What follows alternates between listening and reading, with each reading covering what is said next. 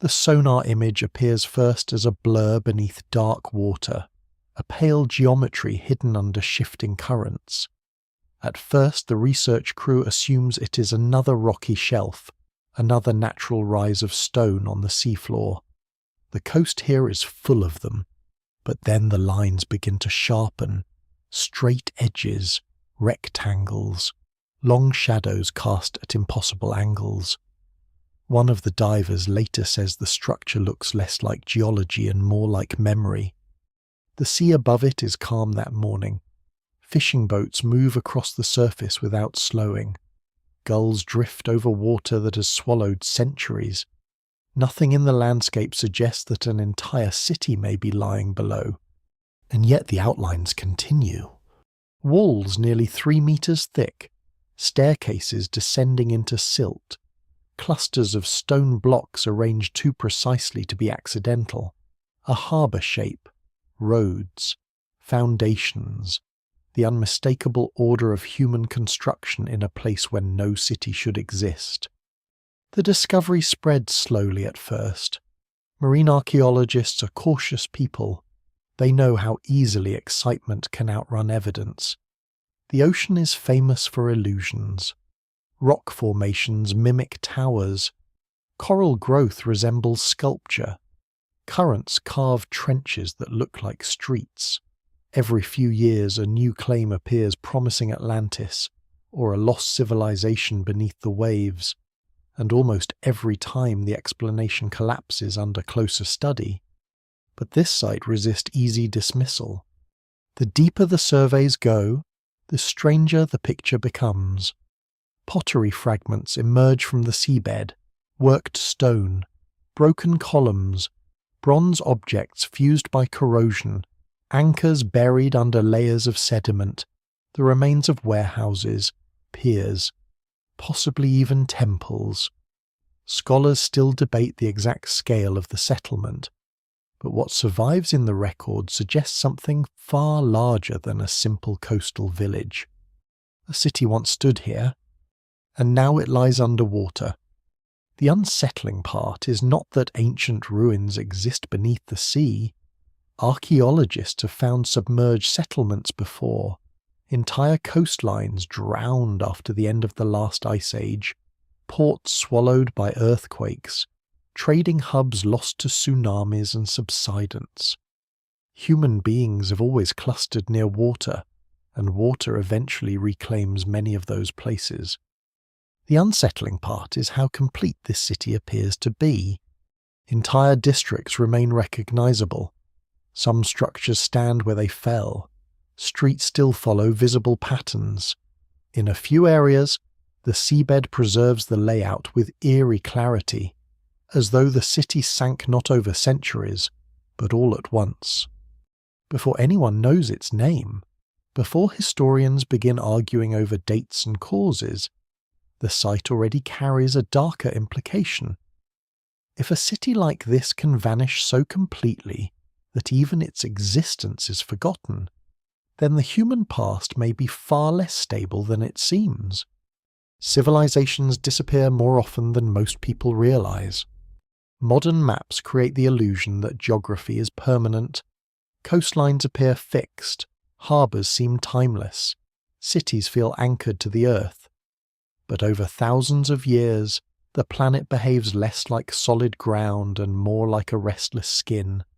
Seas rise, rivers move, fault lines shift beneath sleeping populations. Entire landscapes collapse quietly beneath layers of water and mud. The ancient people who built this place likely believed their city would endure. Its walls were massive. Its harbour was carefully engineered. Trade routes connected it to distant shores. Ships once crowded these waters carrying timber, grain, copper, wine, incense, ceramics, and stories from worlds now half forgotten. Now divers move through those same streets with artificial lights cutting across drifting particles of silt. Fish swim through windows where merchants once counted cargo. Silence fills courtyards that may once have echoed with prayer, argument, and market noise. Underwater ruins produce a peculiar feeling even among experienced archaeologists. Desert ruins feel abandoned, jungle ruins feel hidden, but submerged ruins feel interrupted, preserved in the middle of disappearance. Time behaves differently underwater. Organic material decays, but in some conditions entire landscapes become sealed beneath oxygen-poor sediment. Wooden posts survive. Rope fragments remain intact. Seeds linger in storage jars. The sea destroys and preserves at the same time.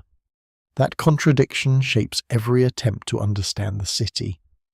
The first dives reveal another strange detail. The site does not appear random or chaotic, as many disaster zones do. The buildings align with one another carefully. Streets maintain orientation. Harbour structures follow recognizable engineering principles. Whoever built this settlement understood tides, currents, and stonework with remarkable sophistication. Some researchers immediately suspect a major Bronze Age port, perhaps connected to wider Mediterranean trade systems. Others argue for a later date. A few believe portions of the city may have been rebuilt repeatedly over centuries before final destruction came.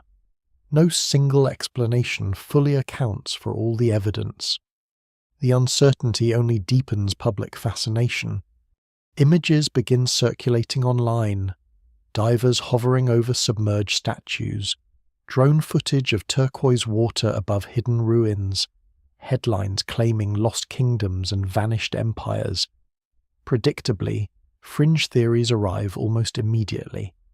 Atlantis comparisons spread across documentaries and forums. Some insist the site proves an advanced prehistoric civilization erased from history. Others claim impossible ages unsupported by archaeology.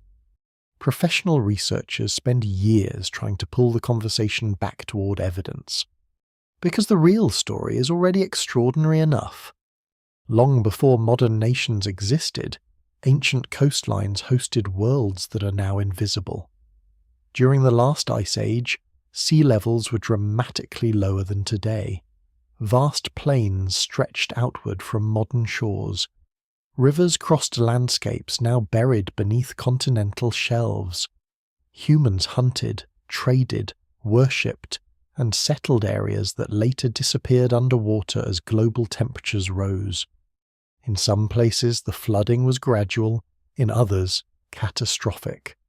Entire communities watched the sea advance generation after generation. Harbours failed, saltwater poisoned farmland, earthquakes destabilized coastal ground. Storm surges grew worse. Ports that once defined empires became dangerous to inhabit. The boundary between land and sea shifted constantly, often faster than political systems could adapt. This drowned city may be part of that much larger human story, a reminder that the modern coastline is temporary. Before we go deeper, take a moment to like the video and subscribe, if this is the kind of history and mystery you enjoy. Because the farther archaeologists descend into the ruins, the less this place resembles a simple lost harbour. Some structures appear to have collapsed suddenly, others show evidence of repair and rebuilding before submergence. Sediment layers suggest multiple destructive events separated by periods of recovery. There are hints of earthquakes, hints of fire, hints of abandonment and return. The city may not have vanished in a single night at all. It may have died slowly, in stages, while its inhabitants struggle to hold back forces larger than themselves. One dive uncovers massive stone anchors scattered far inland from the ancient shoreline. Another reveals warehouses packed with imported ceramics from distant cultures. A later survey identifies possible defensive walls extending beneath newer sediment. Every discovery expands the scale of the settlement and raises a more difficult question. How could something so large disappear so completely from historical memory? Ancient writers described famous ports and coastal capitals in obsessive detail. Merchants tracked harbours carefully. Empires taxed maritime trade routes relentlessly. Major cities usually leave records behind. Inscriptions survive. Coins circulate. Names endure in maps and myths. Yet here, beneath meters of seawater and mud, lies a city that history barely remembers, or perhaps remembers only indirectly. Some scholars suspect fragmented flood myths preserve echoes of real coastal disasters. Others warn against forcing archaeology into legend. The evidence remains incomplete. Much of the city is still buried.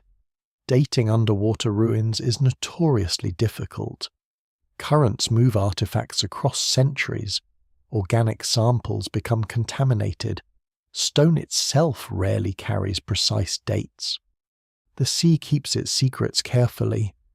But one fact is no longer disputed. Human beings built a thriving world here. People walked these streets believing the horizon ahead would resemble the horizon behind them. Children grew up along these docks. Sailors navigated by familiar stars. Priests performed rituals near the waterfront. Officials counted taxes. Labourers repaired seawalls. Fishermen studied tides that seemed eternal. Then the boundary holding back the sea failed. And over time, the ocean erased almost everything. Not just the buildings, the memory of the city itself. The first mistake is to imagine the city as a fixed object that simply sank, a solid place on solid ground, lowered into the sea like a stone bowl. That is how vanished cities often appear in the imagination. One day they are alive, the next day they are underwater. But coastlines rarely behave with that kind of simplicity. They shift by fractions before they shift by meters. They crack, compress, tilt, settle, and breathe under pressures too slow for ordinary human attention. To understand why a city could end up beneath the ocean, it is necessary to stop seeing the shore as a line and begin seeing it as a struggle. Every coast is a temporary agreement between land and water. Rivers deliver sediment to the sea. Waves steal it back. Storms push sand inland. Tides pull it outward. Earthquakes lift one section of coast while dropping another. Deltas spread like living fans, then collapse under their own weight. Salt marshes grow, drown, and return. A harbour that seems perfect for one century may become useless in the next, not because people forget how to build, but because the ground beneath them is quietly changing the terms.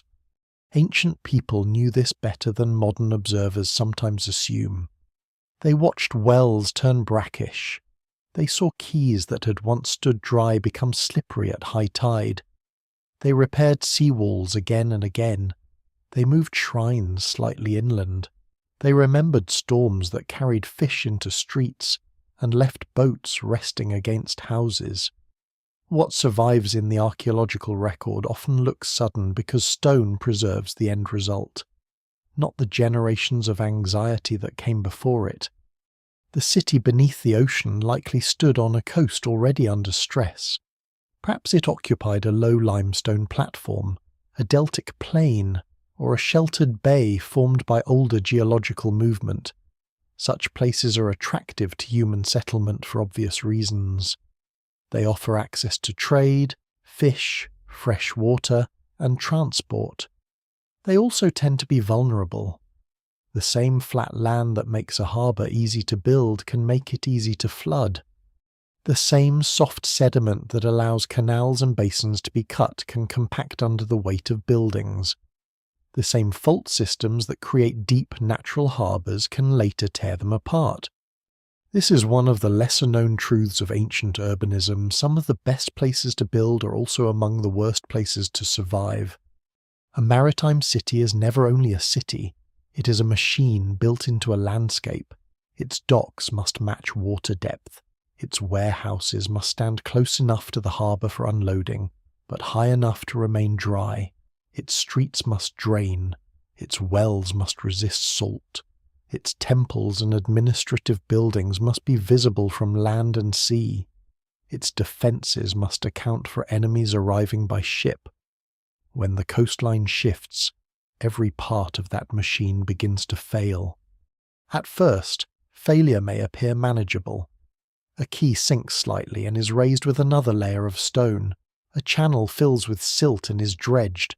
A flood damages lower houses, so wealthier families build higher floors or move uphill, while poorer workers remain near the water because their livelihoods depend on it. Officials commission new embankments. Engineers reinforce old foundations. Priests interpret unusual tides as signs requiring ritual attention. None of this means the city is doomed. It means the city is adapting. But adaptation has limits. If the coast is sinking while the sea is rising, human effort begins to lose ground. A few centimetres per decade may not sound dramatic, but over generations it transforms everything. The harbour edge creeps inward, storms reach farther, drainage slows, burials become waterlogged, cellars flood. The old boundary between safe and unsafe land becomes difficult to remember because it has moved so gradually that each generation inherits a slightly worse version of normal. Then there are earthquakes. In tectonically active regions, the sea does not need centuries to advance. The ground can drop in seconds. An earthquake can cause subsidence, lowering parts of a city below sea level almost instantly. If the settlement rests on water-saturated sediment, shaking can trigger liquefaction, turning firm ground into something closer to fluid. Buildings tilt, pavements buckle, heavy stone blocks sink unevenly, harbour structures crack apart. The disaster may be followed by a tsunami, which delivers the sea into the wounded city with devastating force. The evidence for such events is often subtle underwater. Archaeologists look for collapsed walls all falling in similar directions, sand layers deposited abruptly over occupation surfaces, broken ceramics sealed beneath marine sediment, and foundations distorted by ground movement rather than ordinary decay. Scholars still debate how to interpret many of these clues because the sea can rearrange a disaster scene over centuries. Yet when multiple indicators appear together, the case becomes harder to ignore. There is also the problem of subsidence without a single dramatic earthquake. Coastal ground can sink slowly for natural reasons. Sediment compacts, underground cavities collapse, volcanic or tectonic systems adjust. In delta regions, the land may be built from mud delivered by rivers, and that mud continues to compress long after people build on top of it. Add heavy stone buildings, harbour installations, and centuries of construction, and the city itself becomes part of the force pressing the land downward. The irony is almost cruel. The more successful the city becomes, the more weight it adds to fragile ground. A growing port demands warehouses, paved streets, defensive walls, cisterns, temples, markets, administrative courts, and elite houses. Stone arrives by ship and cart, timber piles are driven into wet soil, quays expand outward, artificial basins are cut, channels are maintained. The city improves its connection to the sea while making itself more dependent on a coastline that may not be stable enough to hold it. What looks impossible from above water becomes more believable when seen through this slow violence of geology. A city under the ocean is not necessarily a paradox. It may be the final form of a long negotiation that humans eventually lost. Still, the mystery remains because not every drowned ruin is easily explained. Some sites lie deeper than expected. Some appear older than their supposed cultural setting. Some preserve architectural layouts where official histories suggest no large settlement should have existed. Sometimes the problem is not whether land can sink or seas can rise. The problem is timing. Did the city drown during a known period of geological instability, or does it seem to belong to an earlier coastline? Did historical records mention a disaster, or is there silence where a catastrophe should be? Did the inhabitants abandon the place gradually, or were they overtaken?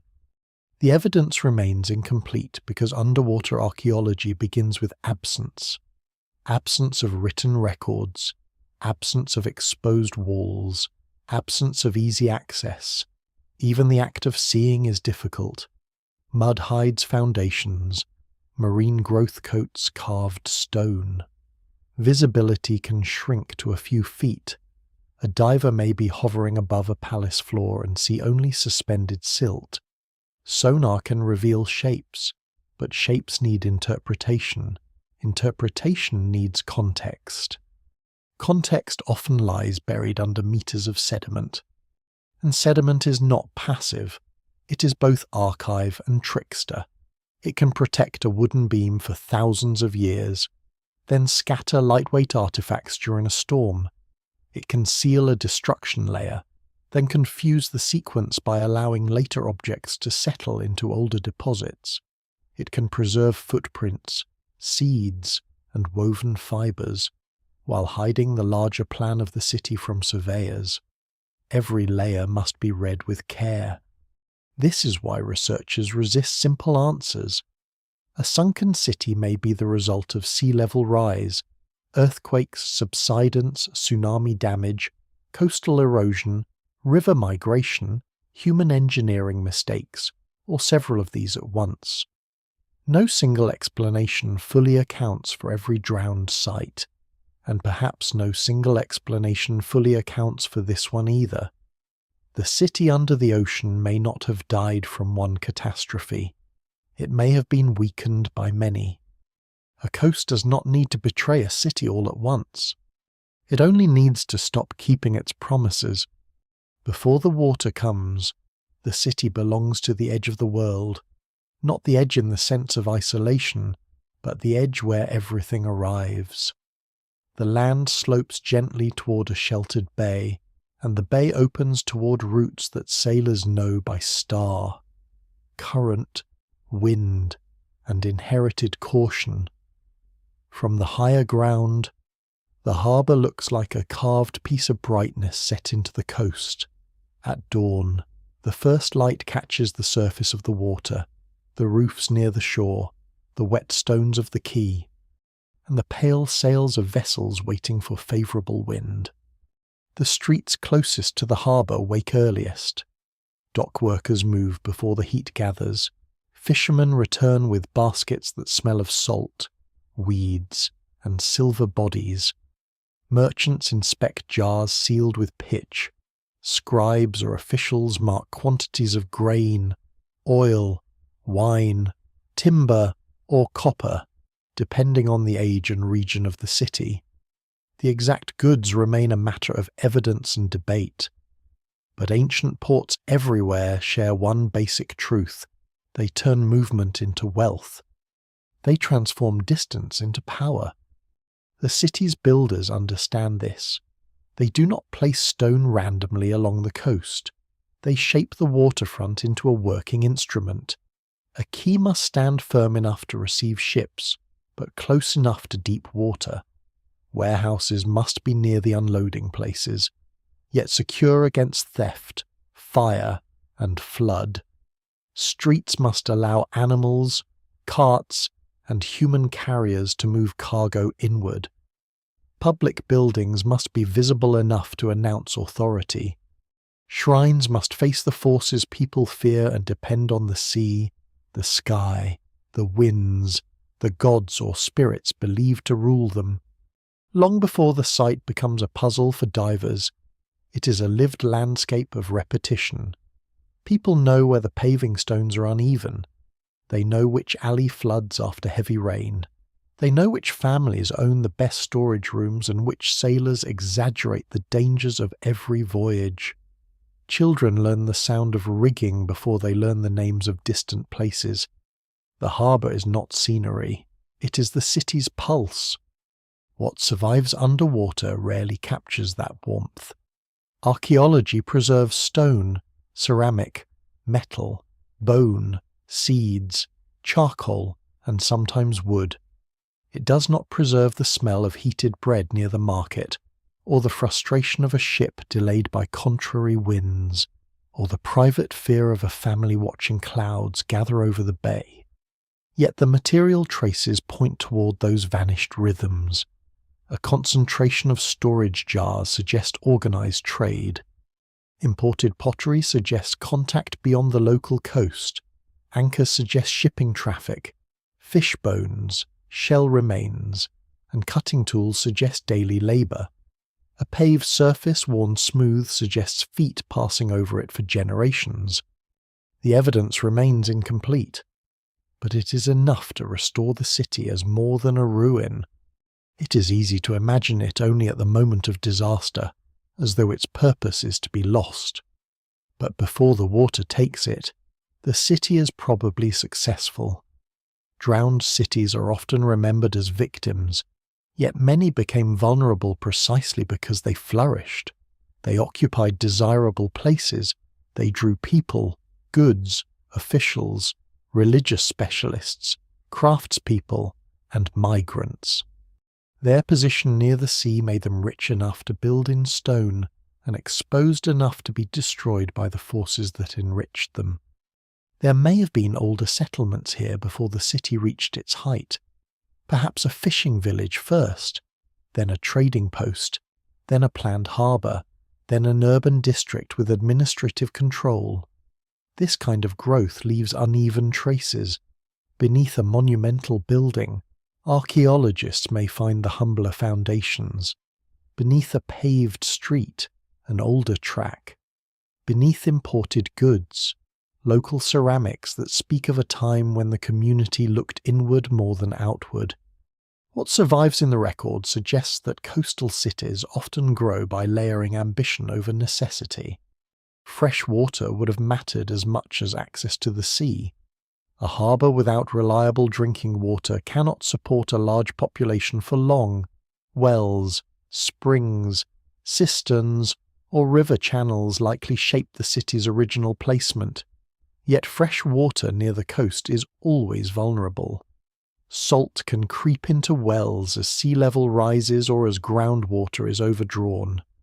One lesser-known sign of coastal stress in ancient settlements is not always a collapsed wall, but a change in water management. Deeper wells, new cisterns, channels redirected, storage systems expanded. These are quiet clues that people are adapting before catastrophe becomes visible. The city's relationship with the land behind it is just as important. Ports do not live by ships alone. They need farms, pastures, forests, quarries, clay sources, and routes inland. Grain may arrive from nearby fields. Timber may come from hills farther away. Stone may be cut from exposed ridges and hauled down to the shore.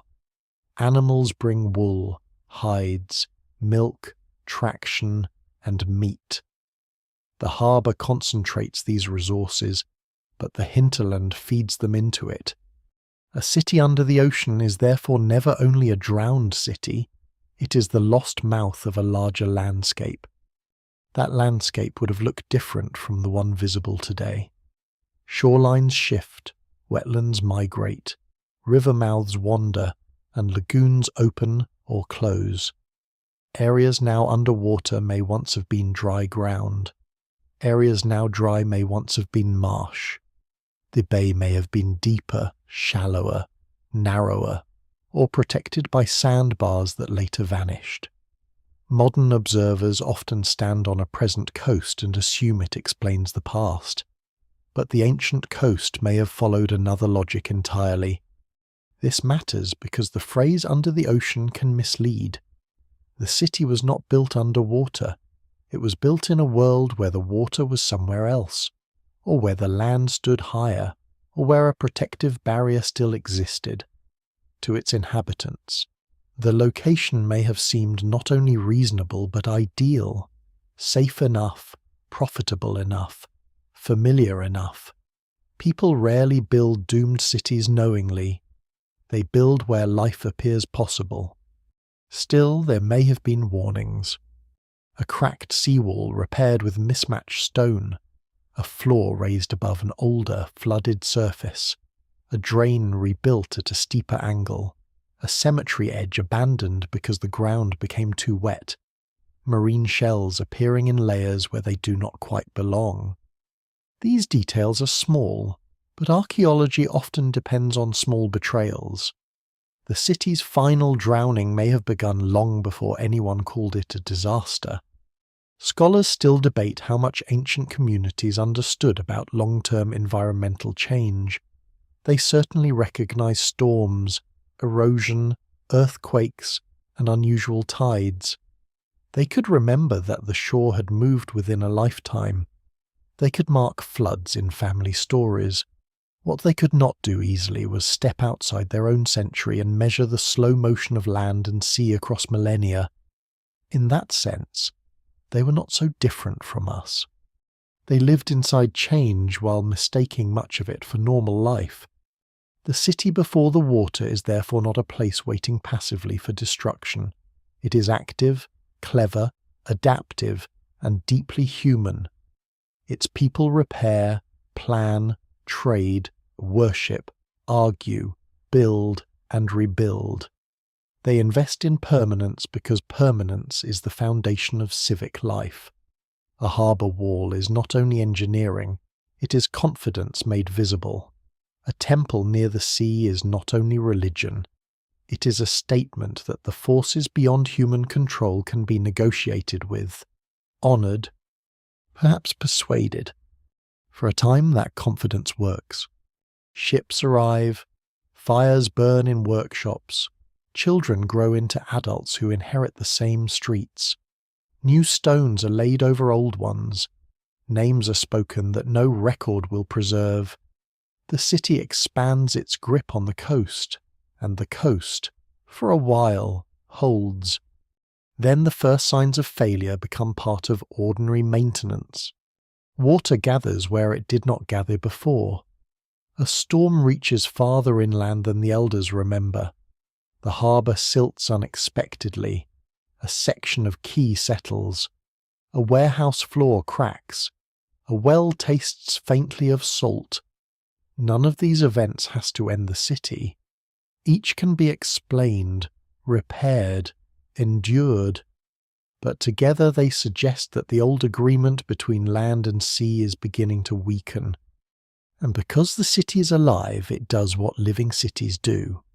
It continues. The first impossible clues do not announce themselves as impossible. They appear as shapes in poor visibility, as edges beneath weed, as stone lines half buried in sediment. Underwater, certainty arrives slowly. A diver may pass over a feature 3 times before realizing the seabed is not rising naturally. But turning a corner, a sonar technician may stare at a scan for hours before the pattern stops looking like noise and begins to resemble architecture. The ocean does not reveal a city like a curtain pulled back. It allows recognition in fragments. At first, the most persuasive fragments are the straight lines. Nature can make straight lines, but it does not often make many of them at right angles, repeating across a broad area, aligned with channels, basins, and open spaces. One wall might be dismissed as geology. 2 parallel walls might be coincidence.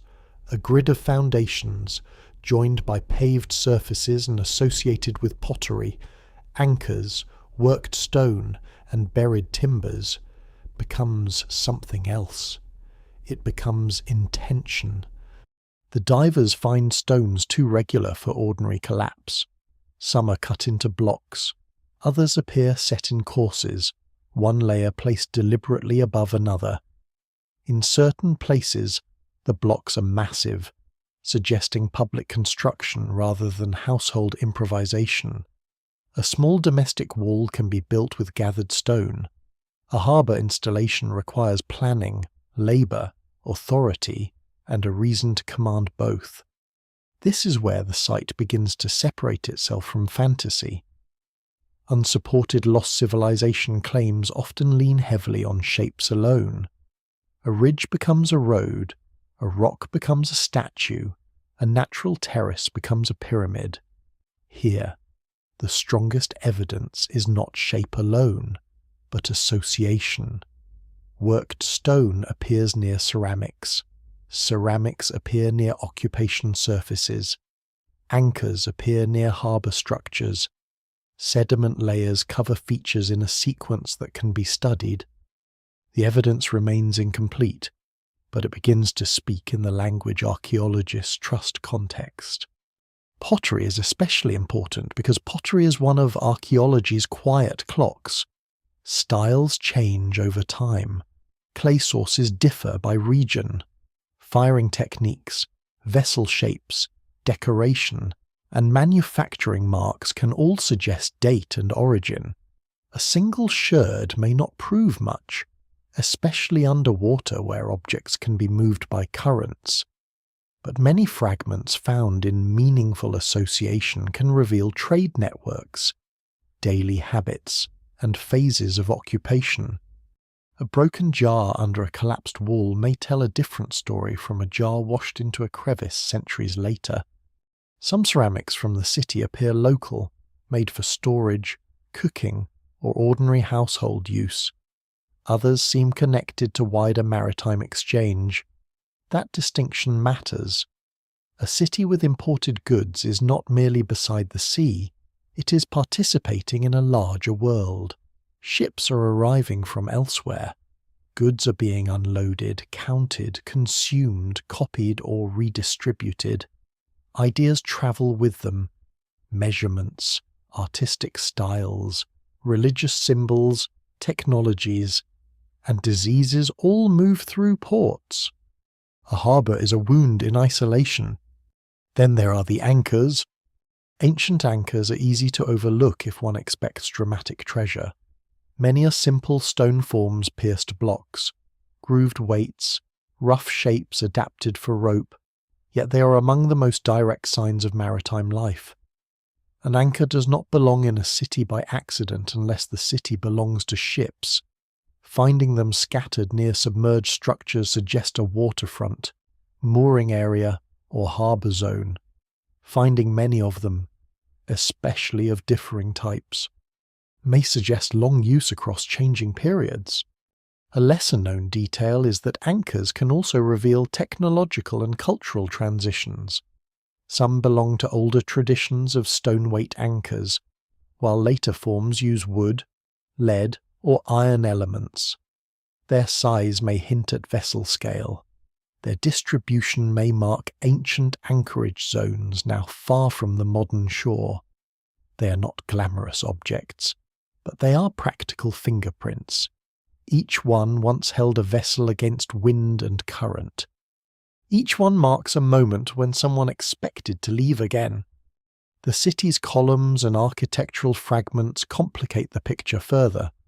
Columns underwater can be misleading because stone from later periods can be reused, dumped, dragged, or shifted. But when fragments appear near foundations and collapsed structural elements, they raise the possibility of monumental buildings. Temples, civic halls, elite residences, warehouses, or administrative spaces may have lined parts of the settlement. The city was not only functional, it may have displayed wealth and authority. In some areas, researchers identify open spaces that might have been courtyards or plazas. In others, narrow passages suggest streets or lanes.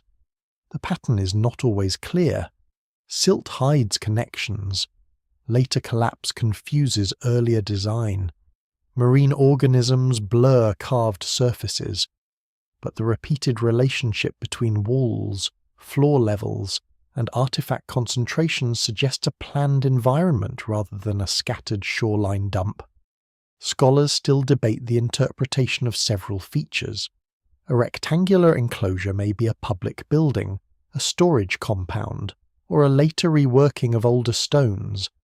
A basin may be an artificial harbour, a quarry hollow later flooded, or a natural depression modified by human use. A line of blocks may be a seawall, a street edge, or a collapsed facade. Underwater archaeology demands patience because the same shape can have several lives. Even so, one clue keeps returning alignment. Buildings seem to respond to one another. Walls follow shared orientations. Harbour features relate to open water.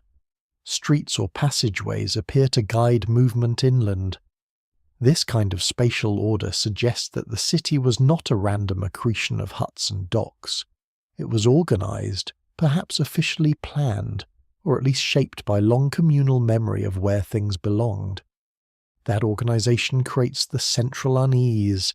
If this was a substantial urban place, where are the records? Where is its name preserved with certainty? Why does the surviving historical memory seem so thin compared with the scale of the remains? There may be practical answers. Ancient records are uneven. Many texts were written on perishable materials. Empires ignored smaller ports unless they mattered politically. Names changed.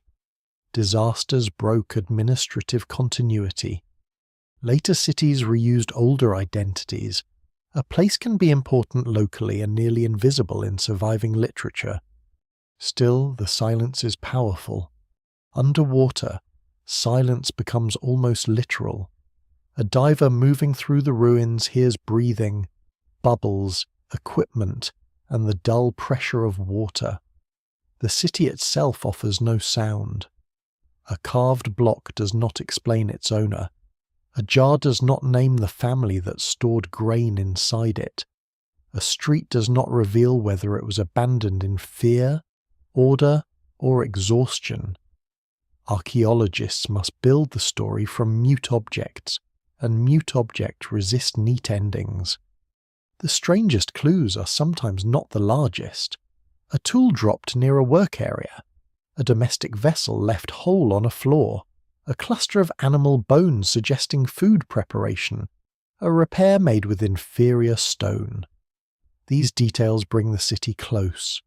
They show people not as legendary founders or doomed victims, but as inhabitants solving immediate problems. Someone patched a wall. Someone stored supplies. Someone tied a rope to an anchor and trusted it would hold. Someone stood where there is now only water and believed the ground was dependable. The evidence does not support the idea of an impossible super-civilization hidden from history. That kind of claim says more about modern desire than ancient reality. What the evidence does suggest is more haunting a real city, built by real people with recognizable skills, became so thoroughly removed from the living landscape that later generations could forget it had existed at all. That is the true impossibility. Not that humans built stone walls beside the sea, they did that everywhere. Not that the sea rose, or the land fell, or a disaster struck. The planet has always been capable of that. The impossible feeling comes from seeing order beneath water, from realizing that the city did not vanish because it was unreal, but because reality itself changed around it. The streets remained, the harbour remained, the stones remained. Only the world in which they made sense disappeared. A harbour city is built on appetite. It hungers for goods, labour, stories, and distance. It draws the faraway toward itself and sends pieces of itself outward in return, long before it slips beneath the sea. The city under the ocean is likely part of a restless maritime world, one in which coastlines are not borders but roads, and ships are the fragile wooden bridges between cultures that may never fully understand one another, yet still depend on one another deeply. From above, the harbour would have seemed orderly enough, vessels approaching under sail or oar, smaller boats guiding them into safer water, workers waiting along the quay, officials watching cargo, merchants calculating profit, families tracking the return of men who had been gone too long. But beneath that surface order lay a constant negotiation with uncertainty. Every voyage carried risk. A sudden storm could scatter a convoy. A contrary wind could delay grain until prices rose dangerously. A reef could tear open a hull. Pirates, taxes, corrupt officials, unfamiliar customs, disease, and simple bad luck haunted maritime trade. Yet people kept sailing because the sea, for all its danger, made impossible things possible. Heavy goods could move farther by water than by land. Stone, timber, metal ingots, amphorae of oil or wine, sacks of grain, dyed textiles, ivory, glass, resins, salt fish, and luxury objects could pass through harbours with a speed and scale that overland routes struggled to match. A port did not need to produce everything it consumed. Its power came from being necessary to movement. The city beneath the water may have thrived because it stood at just the right interruption in a chain of routes. A place where vessels could shelter, exchange cargo, repair damage, take on fresh water, and enter the administrative grip of whoever controlled the coast. This is why the harbour itself may have been the city's true monument. Temples and walls impress the eye, but a functioning port reveals a deeper kind of intelligence. Channels must be kept navigable. Mooring places must be managed. Warehouses must be organised to prevent spoilage and theft. Weights and measures must be trusted, or at least enforced. Disputes must be settled quickly because ships cannot wait forever. Foreigners must be watched, taxed, hosted, and sometimes protected. A harbour city develops habits of control because uncontrolled movement is both profitable and dangerous. One lesser-known detail of ancient ports is how much of their life happened in zones that are archaeologically messy beaches used for hauling boats, temporary markets near landing places, repair yards, fish processing areas, dumps of broken amphorae, rope-making spaces, timber stacks, and informal shrines maintained by sailors. These places may leave scattered, unattractive remains compared with polished civic centres, yet they are often where the city's economy actually breathes. A grand column can tell us about authority, but a heap of fish bones and broken storage jars may tell us what people did every morning. The lost harbour world would have smelled strongly of work, salt, tar, drying nets, wet wood, animals, smoke, sewage, spices, fermenting fish, and grain dust. The clean marble version of antiquity belongs mostly to museums and imagination. Real ports were noisy, crowded, and physically intense. Cargo had to be carried by backs and hands. Ropes burned skin. Stone anchors bruised feet. Amphorae broke. Rats found grain. Flies gathered where fish were cut. Sailors slept wherever they could. Priests blessed departures. Officials demanded their share. The sea glittered beautifully, and everyone knew it could kill them. The city's social life would have reflected this mixture. Ports rarely remain culturally pure for long. They absorb accents, clothing styles, gods, technologies, rumours, and anxieties from elsewhere. A shrine near the waterfront may honour a local deity while also receiving offerings from foreigners who use different names for divine protection. A merchant family may marry into another community to secure trade. Craftspeople may imitate imported ceramics, creating hybrid styles that confuse archaeologists later. A child growing up near the docks may know foreign words for weights, winds, or foods without ever leaving home. What survives in the record suggests that maritime cities often act as translators between worlds. They do not merely receive goods, they reinterpret them.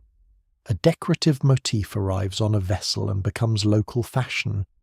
A metalworking technique spreads through dockside workshops. A religious symbol is adopted, adjusted, and woven into older beliefs. Even disasters travel by sea epidemics, political shocks, refugee movements, and economic collapses can all arrive with ships. This makes the city under the ocean more than an isolated archaeological mystery. It may have been a node in a wide network whose other pieces are scattered across coasts, islands, river mouths, and ruined inland capitals. Its disappearance may therefore have mattered beyond its own walls. If it controlled a strategic harbour, its loss could redirect trade. If it served as a ritual centre, its drowning could become myth. If it supplied ships or storage to a regional power, its failure could weaken larger systems already under strain. Scholars still debate how central this particular city was. Archaeology often tempts us to exaggerate the importance of the site we happen to be looking at, because proximity creates drama. A submerged wall becomes a lost capital too quickly. A harbour becomes an empire. Careful interpretation requires restraint. The city may have been a major port, or a secondary harbour serving a larger inland authority, or a seasonal maritime centre that expanded and contracted with trade cycles.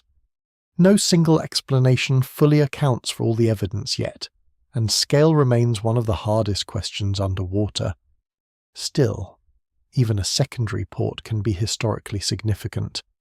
Ancient economies were not held together only by capitals.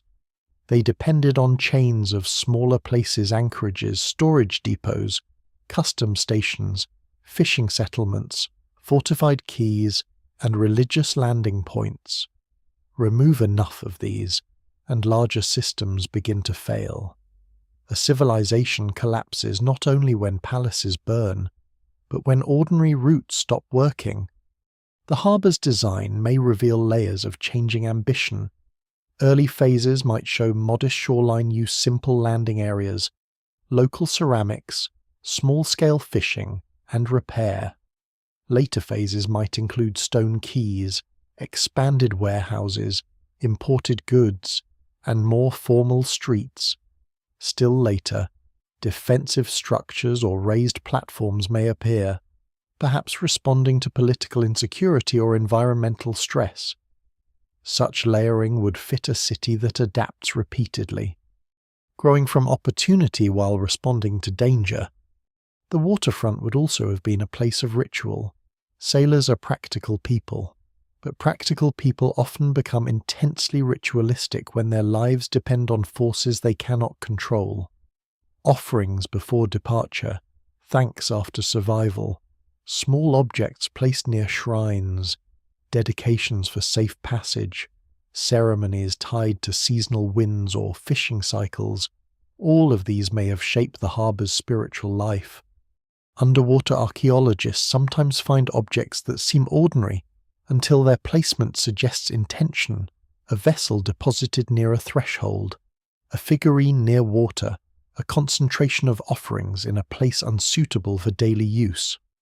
The evidence remains incomplete, and ritual interpretation can become speculative quickly. But ports almost everywhere develop sacred geographies around risk. There is a quiet irony in this. The city may have honoured the sea as giver, protector, road, or divine presence, even as the same sea slowly prepared to erase it. That does not mean its inhabitants were naive. Ancient people understood danger intimately. They saw wreckage wash ashore. They buried those who did not return. They rebuilt after storms. They knew the sea was not tame, but knowing danger is not the same as being able to escape dependence on it. For generations, the harbour gives more than it takes. Its wealth may pay for stone buildings, its taxes may support officials, its warehouses may feed surrounding communities in lean seasons, its sailors may bring news before anyone inland hears it. Its rituals may bind people to a shared identity built around arrival and departure. Its skyline, seen from approaching ships, may tell travellers they have reached a place of order. Then, slowly or suddenly, the balance changes. The same channels that guide ships inward allow storm surges to penetrate deeper. The same low waterfront that makes cargo movement efficient exposes warehouses to flooding. The same soft harbour sediment that allows construction and anchorage begins to settle. The same trade routes that make the city wealthy may carry stories of trouble elsewhere, ports damaged, coasts abandoned, rulers weakened, storms remembered as worse than before. A harbour city can survive many crises, but it cannot survive the permanent loss of its harbour world. If the docks sink, if the channels silt, if the wells turn salty, if ships choose safer landings, the city's reason for being starts to dissolve before the buildings fall. People may remain for a long time after decline begins. Cities often outlive their own purpose through stubbornness, memory, or lack of alternatives. But once movement shifts away, silence enters first through the economy.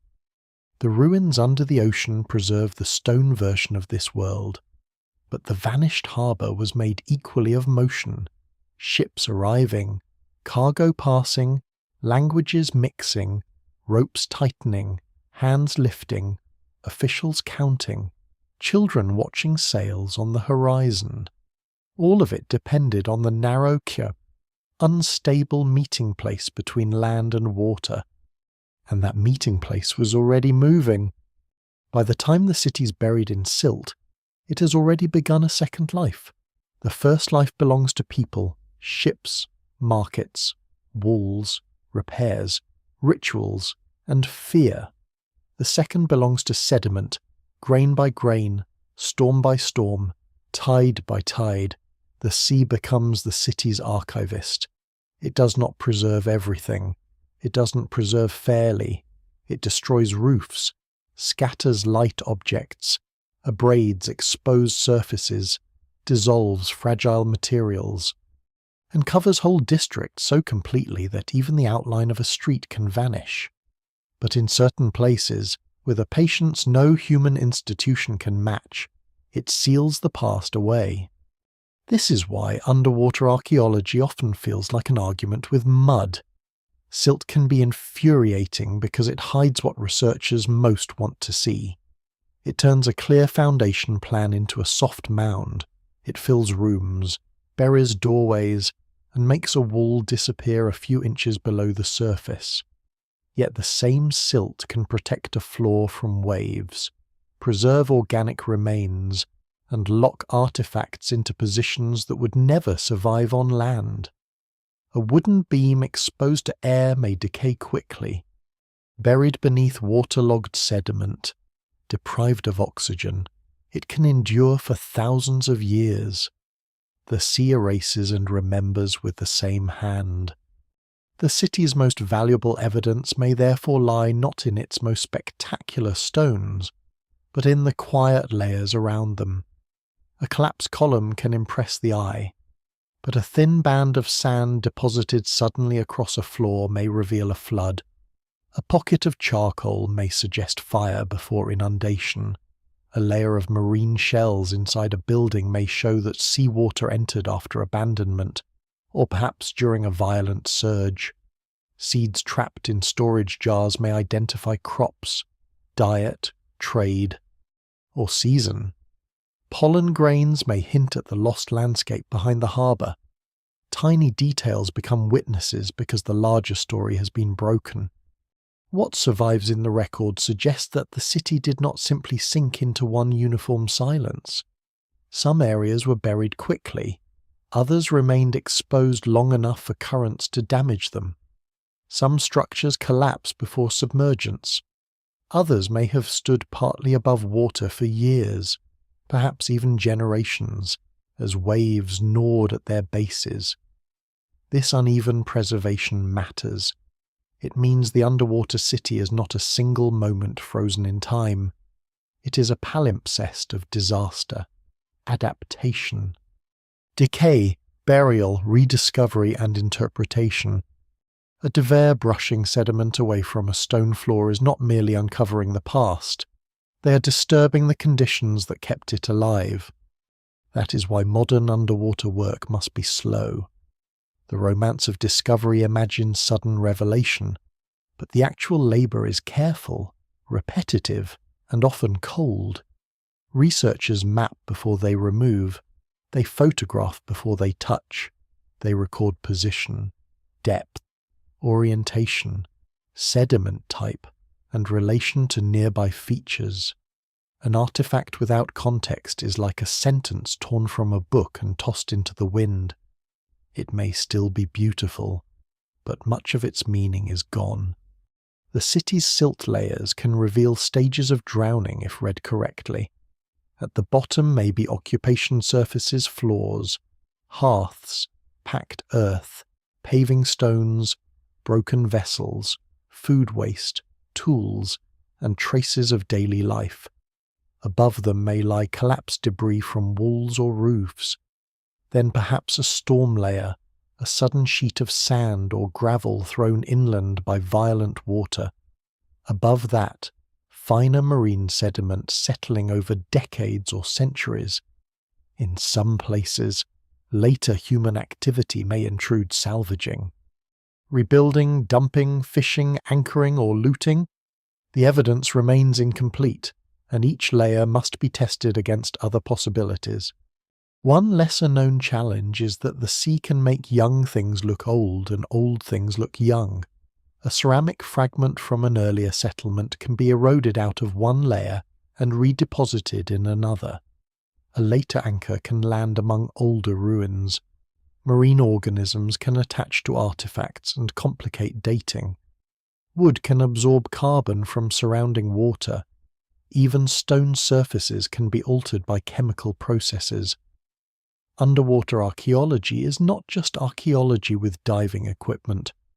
It is archaeology inside a restless chemical and physical system. This is why scholars argue.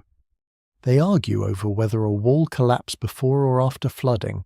They argue over whether a basin was man-made or natural.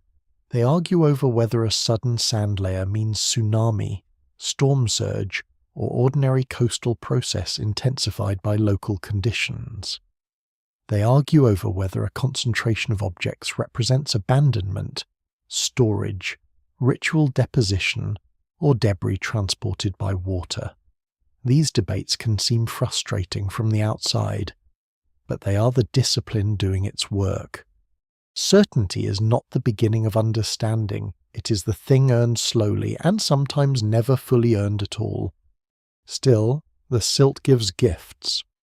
In protected pockets, archaeologists may find traces that would almost certainly be lost on land-woven fibres, basketry, wooden posts, plant remains, rope fragments, fish traps, or tool handles. Such objects shift the city from stone monument to human place. A wooden stake driven into harbour mud may reveal construction methods more intimately than a marble block. A seed in a jar may tell us what people stored for winter or export. A fishbone cut in a particular way may suggest processing for trade rather than household cooking. Small remains can widen the entire world.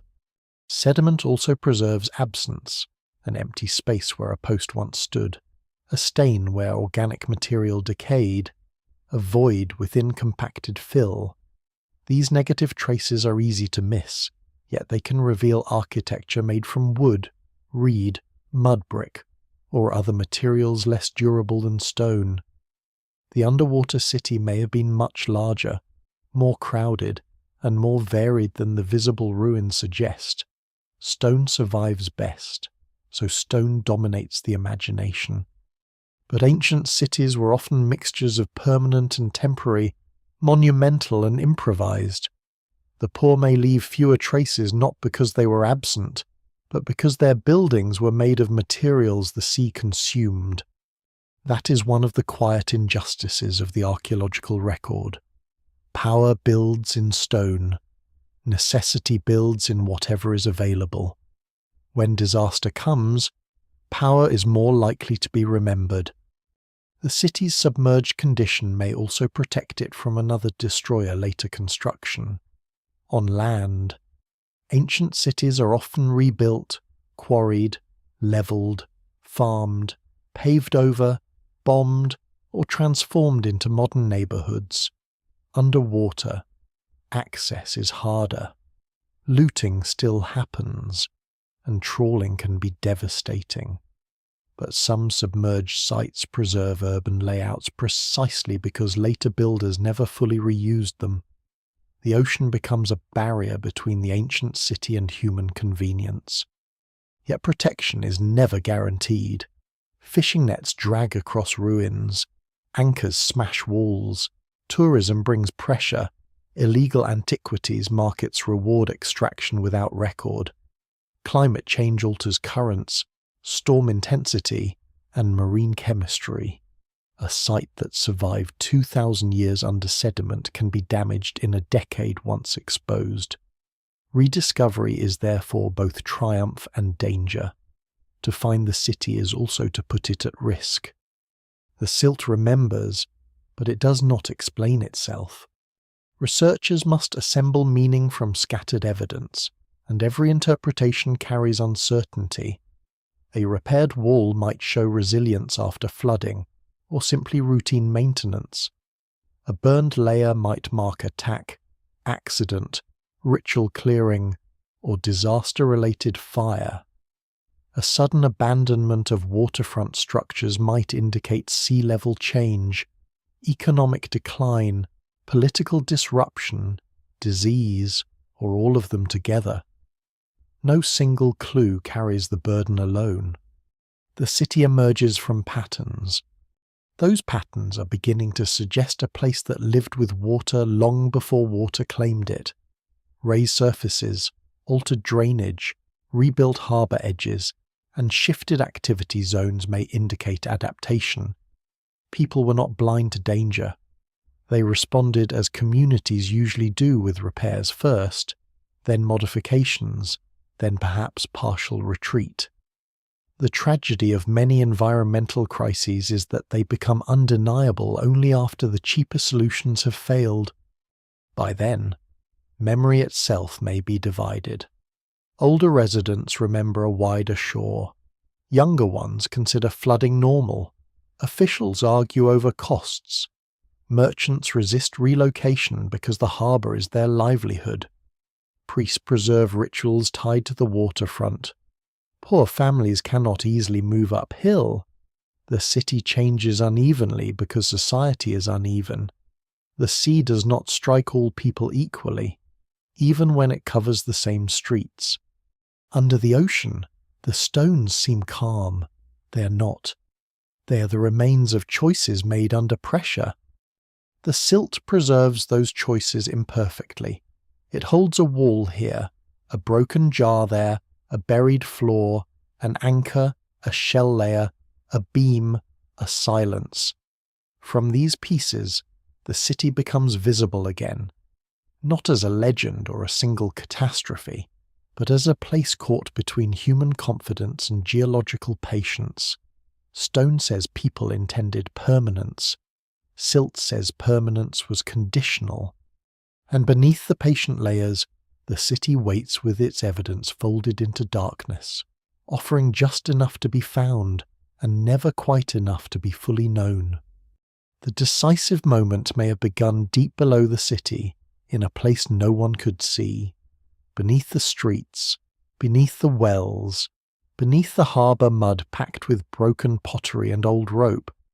The earth may have been storing strain for centuries. Stone does not always move when people expect it to move. Faults remain quiet through the rise of families, the rebuilding of docks, the passing of kings, the arrival of ships from distant coasts. Then, without warning, the stored pressure releases, and the world that seemed solid becomes motion. For a city already built at the edge of water, an earthquake is not only shaking, it is a negotiation with every weakness in the ground. Walls crack along old repairs, Columns twist slightly before falling. Roof beams jump from their sockets. Storage jars burst across floors. Paved streets ripple as though something alive has passed beneath them. People who have survived storms all their lives suddenly meet a danger without wind, without clouds, without a horizon to watch. The ground itself becomes the threat. If the city rests on waterlogged sediment, the danger deepens. Shaking can trigger liquefaction, a process in which saturated soil loses strength and behaves almost like liquid. To ancient inhabitants, there would have been no technical name for it, only terror. A courtyard that was firm moments earlier might slump. Heavy foundations might sink unevenly. Walls might tilt toward the harbour. Cracks might open and release muddy water. Buildings designed to resist weather. Enemies. And ordinary decay would be defeated from below. This is one of the reasons drowned cities can look so strangely intact and ruined at the same time. An invasion tends to leave burning, deliberate destruction, and scattered objects from human violence. Slow abandonment leaves roofs collapsed from neglect, valuables removed, spaces reused. Earthquake damage has its own signature sudden failure, directional collapse, displaced blocks, crushed rooms, and sometimes possessions left where they were because recovery was impossible or unsafe. Scholars still debate how confidently such patterns can be read underwater, but the possibility of seismic destruction changes the entire story. The city may not have dropped all at once. One district may have subsided more than another. The harbour edge, built on softer fill, may have failed first. Quays could crack, tilt, and slide toward deeper water. Warehouses near the docks, heavy with goods, might collapse as their foundations lost support. Inland buildings on firmer ground might remain standing, damaged but habitable. The result would be a wounded city, not a vanished one, part ruin, part refuge, part emergency. Then the sea would enter the damage. If the earthquake displaced the seabed offshore, a tsunami might follow. Not every earthquake produces one, and the evidence remains incomplete for many ancient coastal disasters. But where tsunami deposits are found, they can be devastatingly clear, sudden sheets of sand carried far beyond normal wave reach, marine shells mixed into occupation layers, broken material smashed and redeposited across floors, heavy objects moved in ways ordinary storms struggle to explain. Yet storms can also be powerful, and distinguishing between them is not always easy. No single explanation fully accounts for every sand layer. The city must be read carefully, one deposit at a time. Imagine the sequence without exaggeration. The shaking begins. People rush into streets or toward open courtyards. Dust rises from cracked plaster. Animals panic. Harbour water withdraws strangely or surges against the quays. Some buildings fall immediately. Others stand damaged. Then, perhaps minutes later, perhaps longer, water returns with force. It does not need to be a mountain of water to destroy a low port. A fast, debris-filled surge pushing through streets can break doors, float timber, overturn vessels, contaminate wells, tear people from familiar ground, and fill the lower city with sand, mud, fish, pottery, and wreckage. Afterward comes the silence that follows disaster, which is not true silence at all. It is the sound of unstable walls dropping stones hours later, of injured people calling from beneath debris, of water draining badly from streets that no longer slope correctly, of fires starting where oil lamps or hearths have been overturned, of officials trying to count the missing while the harbour itself lies broken. The city's identity depends on the waterfront, and the waterfront may now be unusable. A lesser-known consequence of earthquake subsidence is that recovery can be undermined by invisible changes. Even if people clear debris and rebuild walls, the land may now sit lower, drains no longer work, wells turn salty, high tides reach places they never reached before. A market square that flooded once in a rare storm may now flood every season. The city can survive the earthquake and still be condemned by the new elevation of its own ground. This may explain why some drowned sites show evidence of repair after disaster. People return because cities do not surrender easily. They patch walls, raise floors, rebuild quays, shift storage inland, move sacred objects, and reopen whatever portion of the harbour can still function. Trade routes may demand it. Authorities may insist on it. Families may have nowhere else to go. The first response to catastrophe is often not abandonment but repair. Repair can last decades. A city may become a place of improvisation. Older walls are reused. Fallen columns become thresholds. Rubble is packed beneath new floors to lift them above damp ground. Warehouses are converted into temporary housing. Streets are narrowed by collapsed debris never fully removed.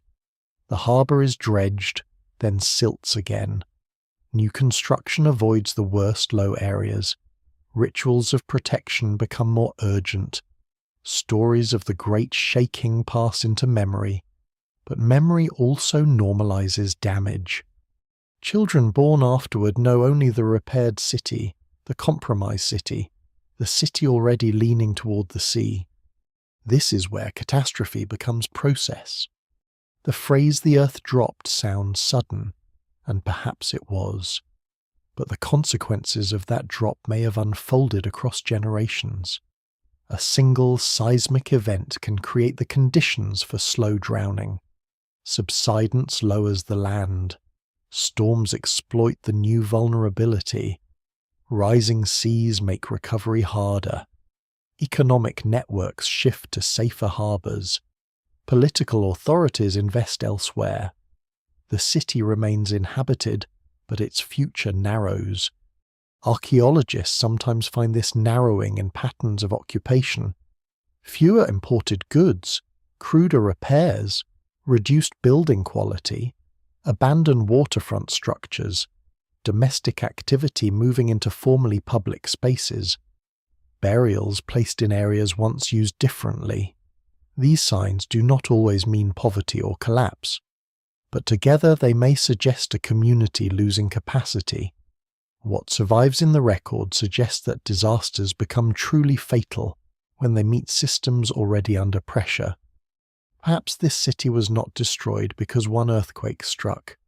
Perhaps it was destroyed because one earthquake struck at the wrong time, in the wrong place, against a coast already sinking and a society already dependent on a fragile harbour. There is a harsh fairness to geology. It does not care whether a city is wealthy, sacred, old, or beloved. It responds to force, mass, fracture, water, and time. Human meaning has to survive inside those conditions. Sometimes it does. People rebuild after astonishing losses. Ancient communities endured earthquakes, eruptions, floods, droughts, invasions, and fires. Survival was not rare, but survival required margin higher ground, spare labour, food reserves, political stability, working trade routes, and belief that rebuilding was worth the cost. If too many margins vanish at once, recovery becomes another form of delay. The city under the ocean may preserve that delay, not a single cinematic ending, but a long aftermath. The lower streets flood more often. The harbour loses depth or becomes too dangerous. Ships choose another anchorage. Silt enters basins that once held traffic. The sea occupies broken foundations first temporarily, then seasonally, then permanently. People retreat by neighbourhood, not all at once. A shrine remains active after nearby houses are abandoned. A warehouse becomes a ruin while higher homes still smoke with cooking fires. The city dies unevenly because cities are not bodies with one heart. They are networks of habits, and habits can persist in fragments. Eventually, there comes a point when repair no longer makes sense. The last inhabitants may not think of themselves as witnessing the end of a city. They may think they are leaving a dangerous district, relocating a market, moving a shrine, transferring authority, finding safer wells, or following trade elsewhere. The end of an urban world can be hidden inside practical decisions. No one needs to declare the city dead. It is enough for fewer ships to arrive, fewer children to be born there, fewer roofs to be repaired, fewer names to be remembered. Then the sea completes what the earthquake began. Water enters the lower rooms and stays. Floors collect silt. Fish move through spaces that once stored grain. Marine plants take root in cracks between paving stones. Storms topple weakened walls. Columns fall into sand.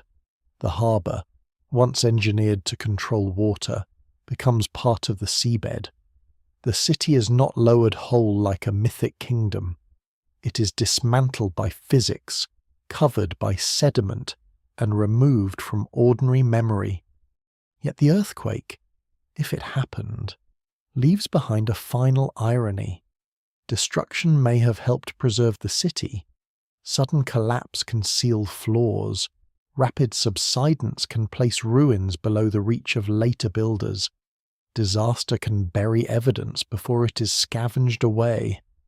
The event that ended life in the streets may be the reason those streets can still be traced. The earth drops, the city breaks, the sea enters, and centuries later, divers follow the lines of walls through dim water, reading the shape of a catastrophe that began below human sight. Long before this city begins to fail, this sea has already been rising for thousands of years, not in a single wave, not as the simple flood of legend, but as a planetary rearrangement that begins at the end of the last ice age, when immense frozen landscapes start returning their water to the oceans. Glaciers shrink, ice sheets collapse, rivers swell with meltwater, shorelines retreat inland across plains where animals once grazed and humans once walked. The world's coasts redraw themselves so thoroughly that many ancient human landscapes are now beyond the reach of ordinary memory, buried beneath continental shelves and shallow seas. This wider story changes the meaning of the submerged city. It is not merely a local accident. It belongs to a much older pattern in which human settlement repeatedly follows the water, profits from the water, and is eventually overtaken by the water. For most of human history, people live through environmental change without instruments capable of measuring it across millennia. They know storms, tides, droughts, and floods. They know that a familiar beach can vanish after a violent season. But the long movement of global sea level is harder to grasp. It becomes visible only as inherited loss of fishing ground where grandfathers remembered pasture, a reef where older stories place trees, a bay whose name preserves a drowned valley. At the height of the last ice age, sea levels are far lower than today. Vast amounts of water are locked in ice, and coastlines lie far beyond their modern positions. Between islands and continents, land bridges appear, river valleys extend across what is now seabed. Plains connect places that later become separated by water. These were not empty margins. They were habitable worlds.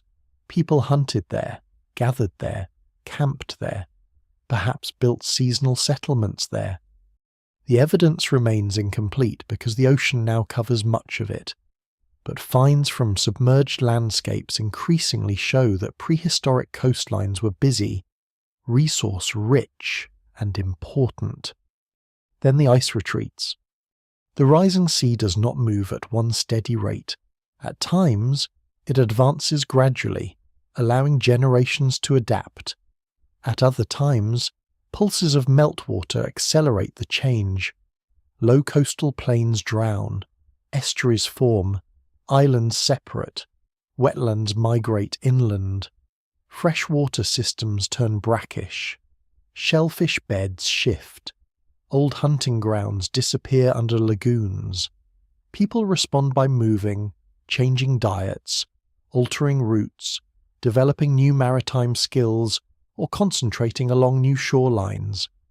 The world does not end, but it becomes unfamiliar. A lesser-known consequence of post-Ice Age sea level rise is the loss not only of land, but of evidence. Archaeologists often study human origins and early societies through the places that remain dry. Yet many of the most attractive places for ancient communities were near water. Coasts offer fish, shellfish, birds, reeds, transport, salt, fresh water nearby, and ecological diversity. If sea level rises dramatically, the record of coastal life becomes selectively erased. This means the human past may be missing entire chapters, not because people were absent, but because the places they favoured now lie underwater. The city beneath the ocean may be younger than those deep prehistoric landscapes, but it is connected to the same problem. The present shoreline is not the natural border of history. It is only the latest position of a moving boundary. A ruin below the sea challenges the assumption that the land we see is the land that mattered most. Sometimes the most important places were precisely the ones most likely to be lost. In the ancient city's own lifetime, sea level rise may have been only one force among many.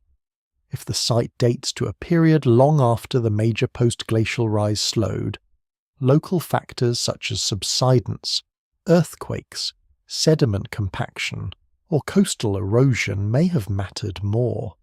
Scholars still debate the balance between global and local processes at many drowned sites. It is rarely enough to say the sea rose. One must ask how fast, how much, relative to what land surface, and against what kind of coast. Sea level is not just water height, it is a relationship between ocean and ground. That relationship can change from both sides. The ocean can rise while land remains stable. Land can sink while ocean height changes little.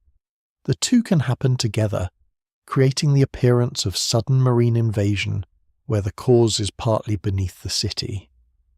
Ancient people would experience the result rather than the mechanism. Water appears where it did not appear before. Fields grow salt-tolerant weeds. Roads flood at high tide. Burials become damp. A storm that once seemed exceptional becomes less exceptional. The explanation is geological, but the experience is social. For coastal communities, this kind of change is dangerous because it disguises itself as inconvenience. A flood can be cleaned, a wall can be raised, a well can be replaced, a harbour basin can be dredged. The crisis becomes visible only when repairs no longer restore the old pattern. By then, generations may have invested too much in staying. There is also the matter of memory. Human memory is short compared with shoreline change. A community may preserve stories of a great flood, an earthquake, or a lost settlement, but over centuries these stories can shift. A real abandoned district becomes a warning tale. A drowned harbour becomes a sacred place. A retreat from rising water becomes a myth of punishment, divine anger, or a vanished golden age. The evidence remains incomplete, and it is risky to turn every flood legend into geology. But it is equally risky to assume ancient stories contain no environmental memory at all. Around the world, submerged prehistoric landscapes show how much has been lost. In some places, divers find stone tools on seabeds that were once dry. In others, Tree stumps remain rooted beneath shallow water, marking drowned forests. Ancient river channels can be mapped below the sea. Shell middens, fish traps, wooden structures, and human remains sometimes survive in waterlogged conditions. These discoveries do not prove fantasies of lost supercivilizations. They prove something more profound and more grounded. Humans lived in places the modern world has forgotten how to imagine. The city under the ocean sits at the emotional center of that realization. Its streets make the abstract process visible. Sea level curves, sediment cores, and tectonic maps can feel distant. A submerged doorway does not. A road leading nowhere beneath water does not. A harbour installation far from the present shore turns geological time into human disorientation. It shows that the line between land and sea has crossed the line between memory and oblivion. No single explanation fully accounts for every drowned city because each coast has its own history. Some are swallowed by gradual rise, some are shattered by earthquakes, some are buried by tsunamis, some are abandoned after rivers change course and harbours silt, some are deliberately flooded by modern dams, a different kind of drowning altogether. What unites them is not one mechanism, but one warning. Human settlement often depends on environmental stability that may last just long enough to seem permanent. For the ancient city, the rising sea may have been a slow pressure behind more dramatic events. Perhaps an earthquake lowered the land, but the sea was already higher than it had been centuries before. Perhaps storms became more destructive because protective wetlands had shifted. Perhaps harbour maintenance grew harder because sediment patterns change with the coast. A disaster rarely begins at the moment people notice it. Often, it begins as background change. This is why the city should not be imagined only as a victim of one terrible day. The ocean above it is the final page of a long environmental text. Ice ages, meltwater, tectonics, sediment, tides, storms, human engineering, and political decisions all write into the same coastline. The people who lived there saw only their portion of the page. Archaeologists see another portion. Much remains buried. Yet even partial knowledge is enough to overturn the illusion of stable geography. The drowned city teaches that landscapes have histories as complicated as civilizations. A shore can rise in importance, flourish, fail, and disappear. A bay can become a plain. A plain can become a marsh can become open water. The places humans name are temporary forms within longer processes, and somewhere beneath the water, the city still holds the shape of a time when the sea had not yet crossed the final threshold. Its walls belong to human ambition. Its burial belongs to planetary change. Between them lies the oldest coastal story on Earth. People build at the edge because the edge gives life, and the edge moves. Once a city disappears beneath water, it rarely remains only a place. It becomes a story. The stones sink, the streets vanish, the harbour falls silent. But human memory does not behave like sediment. It moves, it changes shape, it attaches loss to meaning. A flooded district becomes a warning, a ruined port becomes punishment, a vanished island becomes paradise destroyed. Over generations, the details loosen from the event that may have inspired them. And what remains is not a report but a pattern. There was once a place of wealth, pride, beauty, or danger, and the water came. Every coast seems to have some version of this memory. Villages speak of bells ringing beneath the sea. Fishermen point to calm water where towers are said to stand below. Old maps preserve names for shoals that sound like lost settlements, sacred texts, poems, chronicles, and local traditions describe floods that sweep away cities, kingdoms, temples or sinful populations. Some are clearly moral tales, some are political allegories, some are mythic explanations for real landscapes. A few may preserve distorted memories of environmental events, but the evidence remains incomplete, and scholars still debate where memory ends and imagination begins. The temptation is obvious. Find ruins underwater, find an old flood story nearby, join them together, and declare the mystery solved. It is satisfying, dramatic, and often wrong. Myths do not work like archived eyewitness accounts.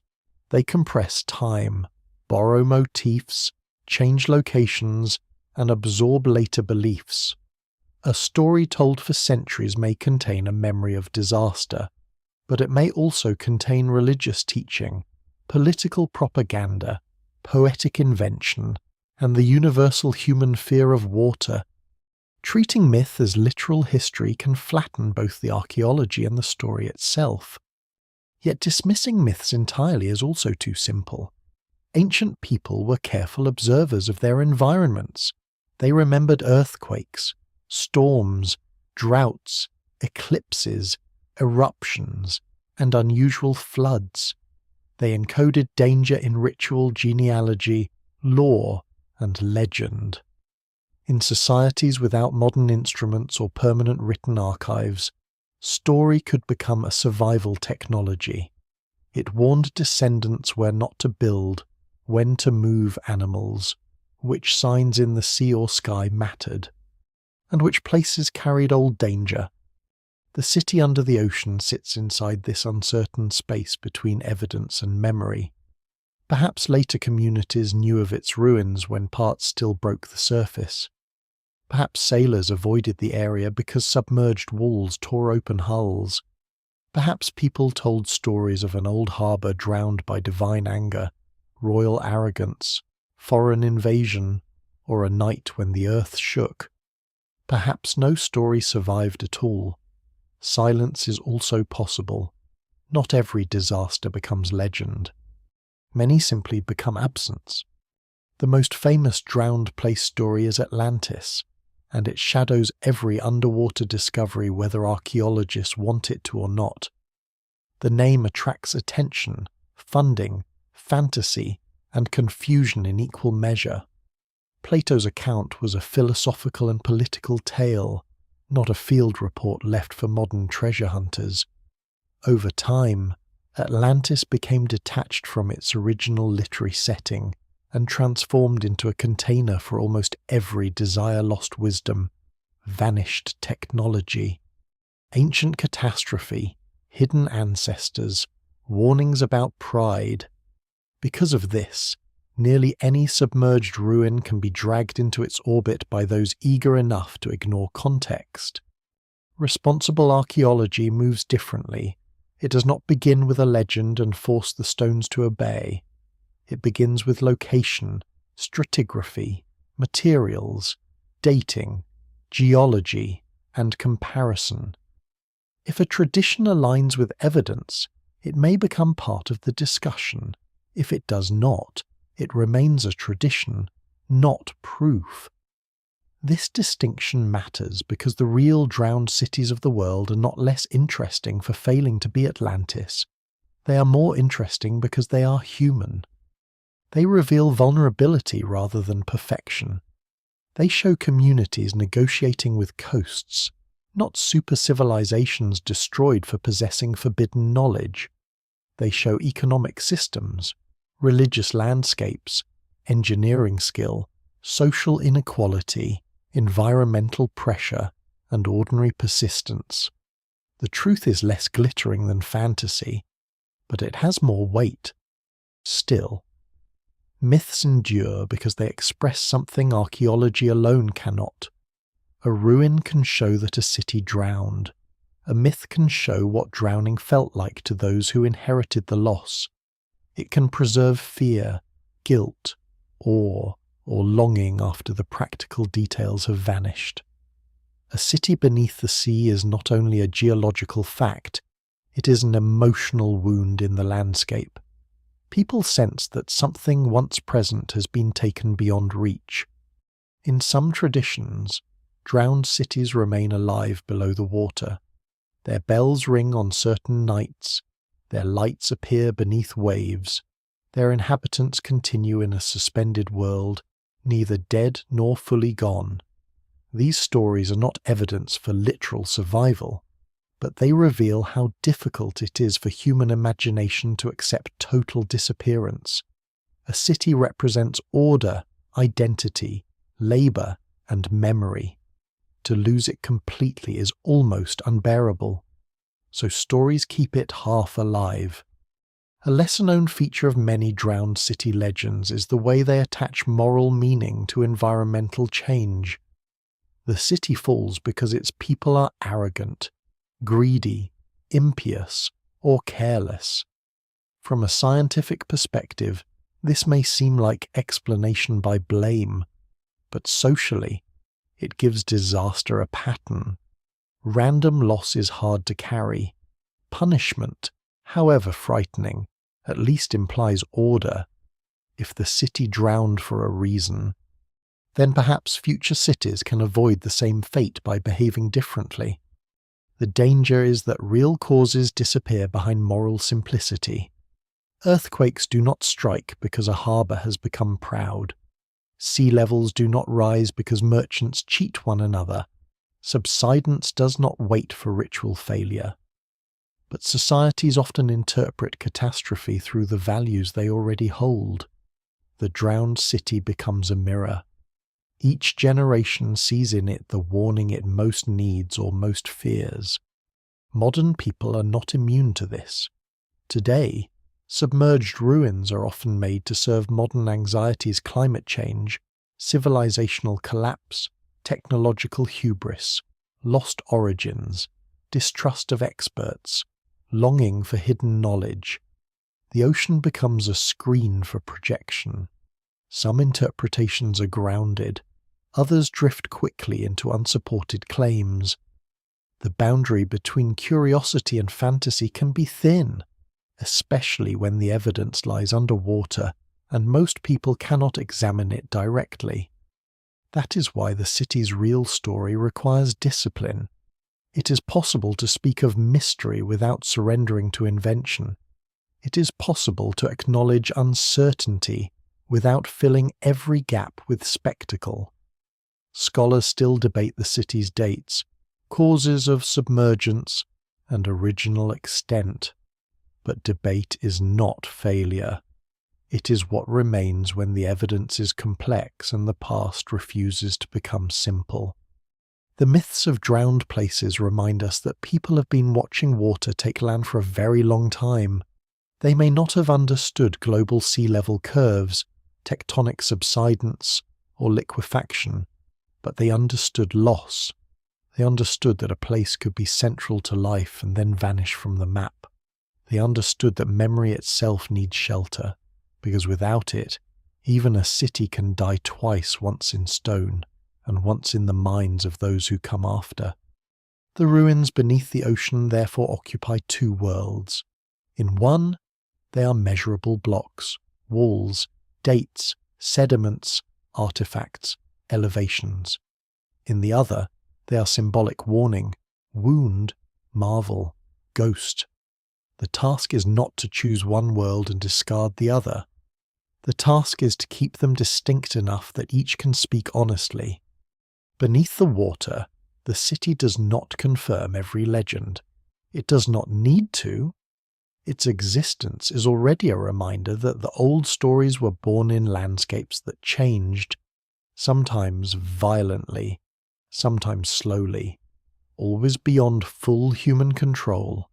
Somewhere, someone may have watched the last dry stones disappear and told the story to a child. Somewhere else, the story may have faded before writing ever caught it. The sea keeps both possibilities, and above it, later generations continue to imagine towers below the waves, bells in the deep, streets covered by fish, and a city that should not exist because the world that made it possible has been washed away. The longer the city is studied, the less it behaves like a single answer waiting to be uncovered. At first, discovery creates the illusion of simplicity. There are walls beneath the sea. There are streets beneath the sea. There are objects that once belonged to human hands. Therefore, there was a city, and something terrible happened to it. But serious archaeology lives in the space after that first certainty, where every object must be placed back into a chain of cause, date, use, and disturbance. The question is no longer whether people built here. They did. The question becomes what kind of place this was, how long it lived, why it changed, and whether the city now imagined from the ruins matches the city that actually existed. One explanation sees the site as a true urban centre, a planned maritime city whose submerged remains represent only the drowned portion of a much larger settlement. In this view, the visible walls, harbour structures, storage areas, anchors, ceramics, and possible public buildings are fragments of a complex coastal community tied into regional trade. The city's disappearance is not a mystery of human capability, but of geological violence and environmental change. It was built when the coastline made sense, flourished while the harbour functioned, then gradually or suddenly lost the physical conditions that sustained it. This interpretation has weight, because the evidence appears organised, walls align, artefacts cluster meaningfully, harbour features seem connected to traffic rather than accident. The scale of some stonework suggests coordinated labour. The presence of imported material, if confirmed in secure contexts, points toward exchange beyond the local shore. What survives in the record suggests more than a temporary fishing camp or scattered anchorage. It suggests a place with structure, hierarchy, and repeated occupation. But another explanation urges caution. Perhaps what looks like a city is actually a port district belonging to a larger settlement on higher ground, now partly lost, partly eroded, or still buried inland. Ancient harbours could be substantial without being independent cities. They might include warehouses, shrines, administrative offices, workshops, quays, and worker housing, while the main civic centre stood safer above the coast, if only the low maritime quarter drowned. Modern observers may mistake the surviving underwater remains for the whole urban organism. This possibility matters because harbours are specialised environments. They concentrate large stones, storage vessels, anchors, imported ceramics, and public infrastructure in one area. Their remains can look impressively urban even when they served a broader settlement whose political and domestic heart lay elsewhere.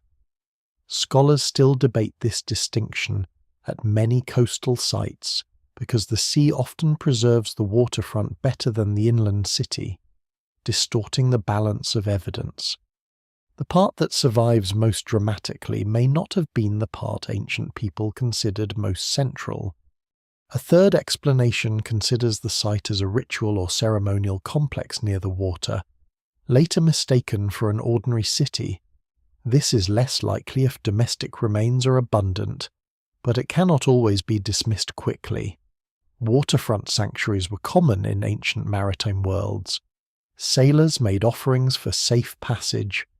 Communities placed shrines at dangerous crossings, harbour mouths, springs, promontories, and liminal zones where land met sea. A concentration of monumental stone. Unusual deposits and limited domestic evidence might indicate sacred rather than residential function. The evidence remains incomplete, and function can change over time. A shrine can become part of a harbour can grow around a shrine, and a sacred waterfront can later be surrounded by warehouses and homes. Then there is the natural formation argument. Every underwater discovery must face it. The sea is a skilled sculptor. It cuts terraces, exposes bedding planes, fractures limestone, aligns stones through wave action, and covers surfaces in growth that can make ordinary geology appear artificial. Basalt columns, beach rock formations, eroded shelves, and collapsed cliffs can look startlingly architectural. In a world hungry for lost cities, skepticism is not cynicism. It is necessary protection against seeing human intention where none exists. Yet natural explanations weaken when artifacts appear in context. A rectangular rock formation alone may be geology. A rectangular formation associated with pottery, worked blocks, occupation debris, tool marks, and repeated structural relationships becomes harder to explain away. The best arguments do not rely on a single impressive photograph. They rely on patterns across the site. No single explanation fully accounts for the evidence, unless it explains both the architecture-like forms and the human material found with them. There is also a hybrid possibility, perhaps the most realistic. The city may be a mixture of natural features modified by humans, built structures later distorted by geological processes, and materials redeposited by water. Ancient builders often used existing landforms. They cut into rock shelves, reinforced natural basins, adapted reefs, quarried nearby stone, and built seawalls along convenient geological edges. After submergence, collapse and sediment movement blurred the boundary between natural and artificial. What now appears as one unified plan may actually be a long sequence of human adaptation to a difficult coast. That may sound less dramatic than a perfectly preserved sunken metropolis, but it's probably closer to how real ancient places work. Cities are rarely built all at once from a clean design. They are patched across generations. They swallow older walls. They reuse stone. They expand around inconvenient shrines, property lines, slopes, springs, and roads. They are rational in parts and chaotic in others. Underwater, that complexity becomes even harder to read. Dating remains the central battlefield. If the city belongs to a well-documented ancient period, its existence may be surprising but not impossible. If portions appear much older, then the interpretation becomes more challenging.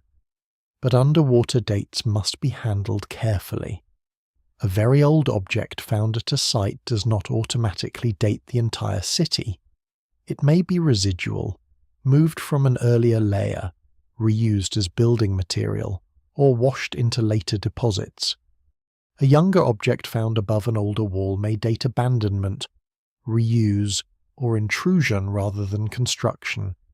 The evidence has to be layered, tested, and compared. This is where sensational claims often break down. A single artifact becomes proof of an impossibly ancient civilization. A submerged depth becomes proof of a prehistoric date without accounting for local subsidence. A wall-like formation becomes a temple. A map becomes prophecy.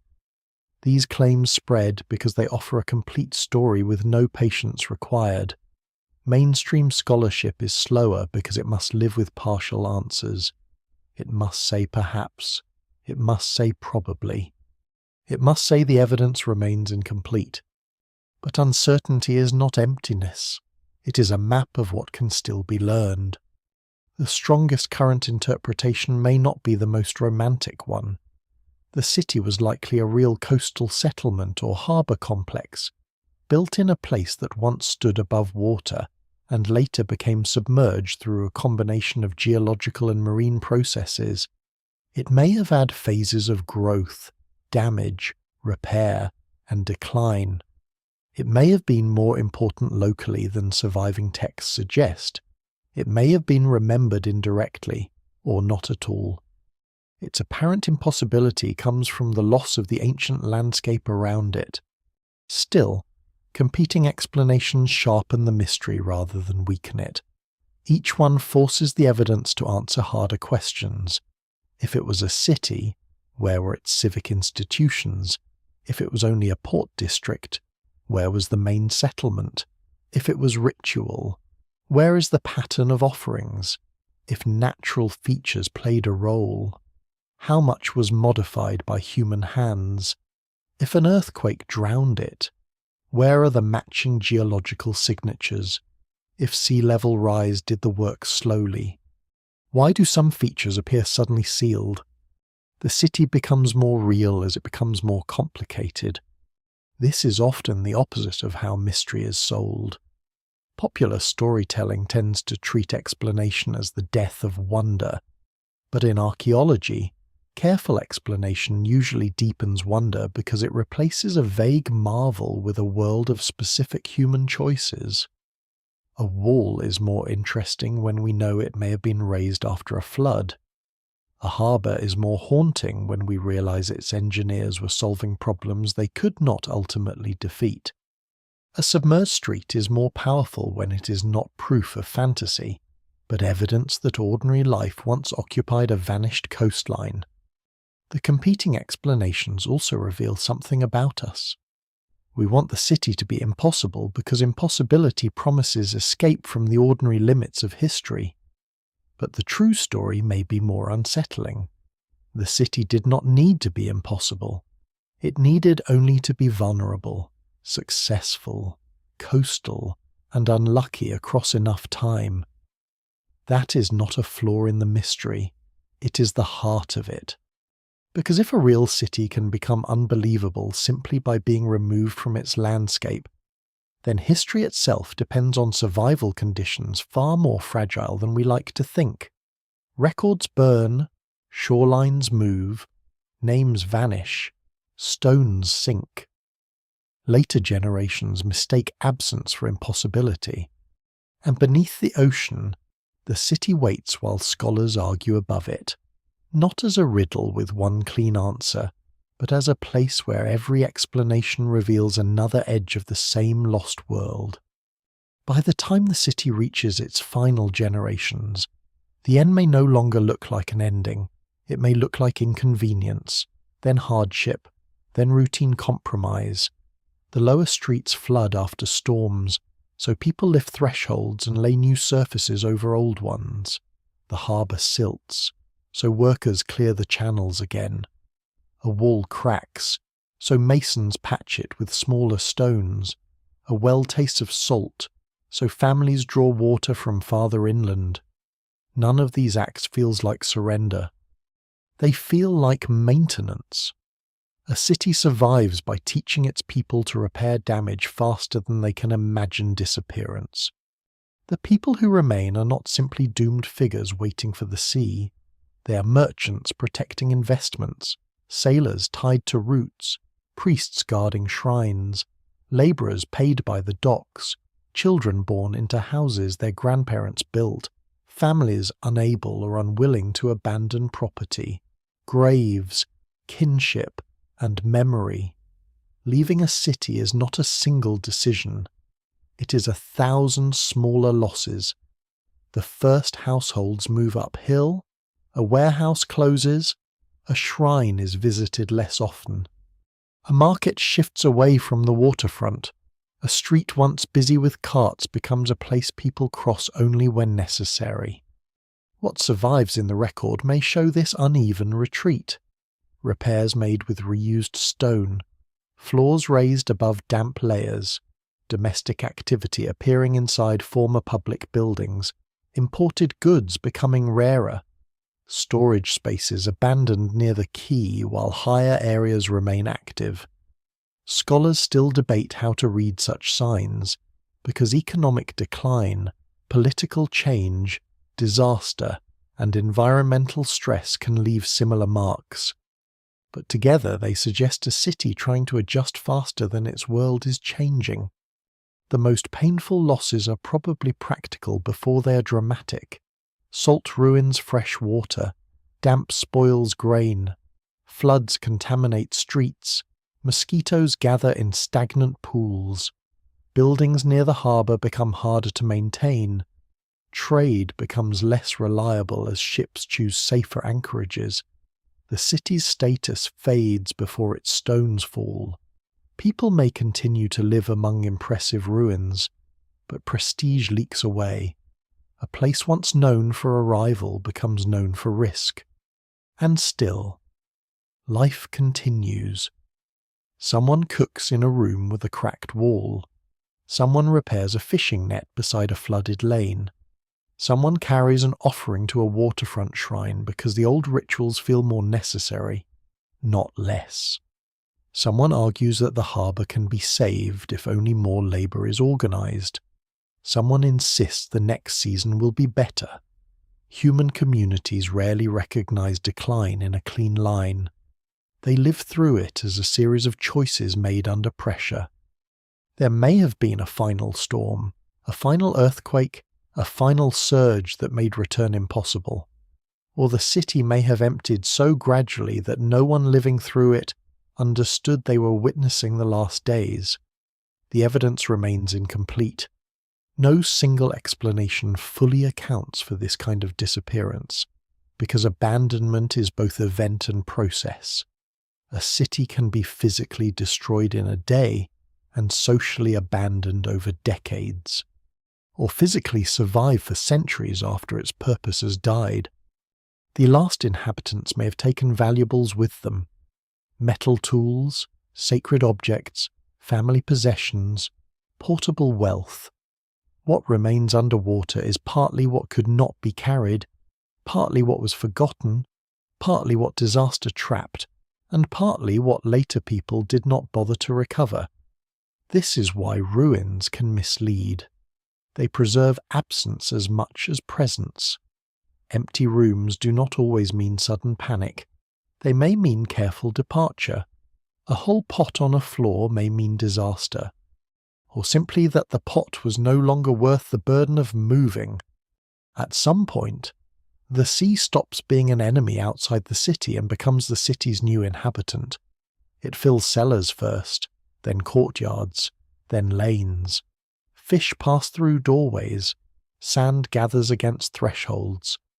Marine plants settle in cracks between paving stones. The harbour wall, once a defence against water, becomes a reef. The city does not vanish in the instant people leave.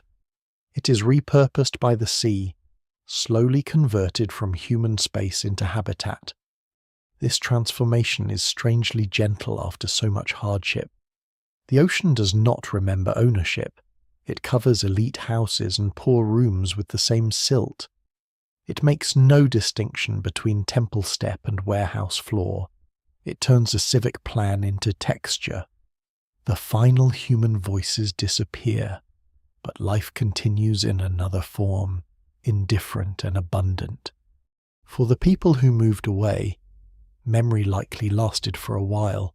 They would remember where streets had been, where relatives were buried, where ships once unloaded, where the old shrine stood near the water. Then memory would narrow. Children born elsewhere would know the city as a dangerous place by the shore, then as ruins, then as a story, then perhaps not at all. The city would die its second death in ordinary forgetting.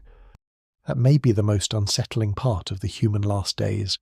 Not panic, not waves, not collapsing stone, but forgetfulness. A place can be central to one generation and nearly meaningless to the next. Survival requires moving on. Memory competes with hunger, work, politics, and new homes. Eventually, the old harbour becomes a hazard on the coast, then a name without a place, then silence. Beneath the water, however, the city keeps the shape of those choices. The raised floors, patched walls, abandoned docks, and scattered household remains suggest people who tried to remain human inside a changing landscape. They were not symbols. They were not warnings written for us. They were people solving immediate problems with the tools, beliefs, and loyalties available to them.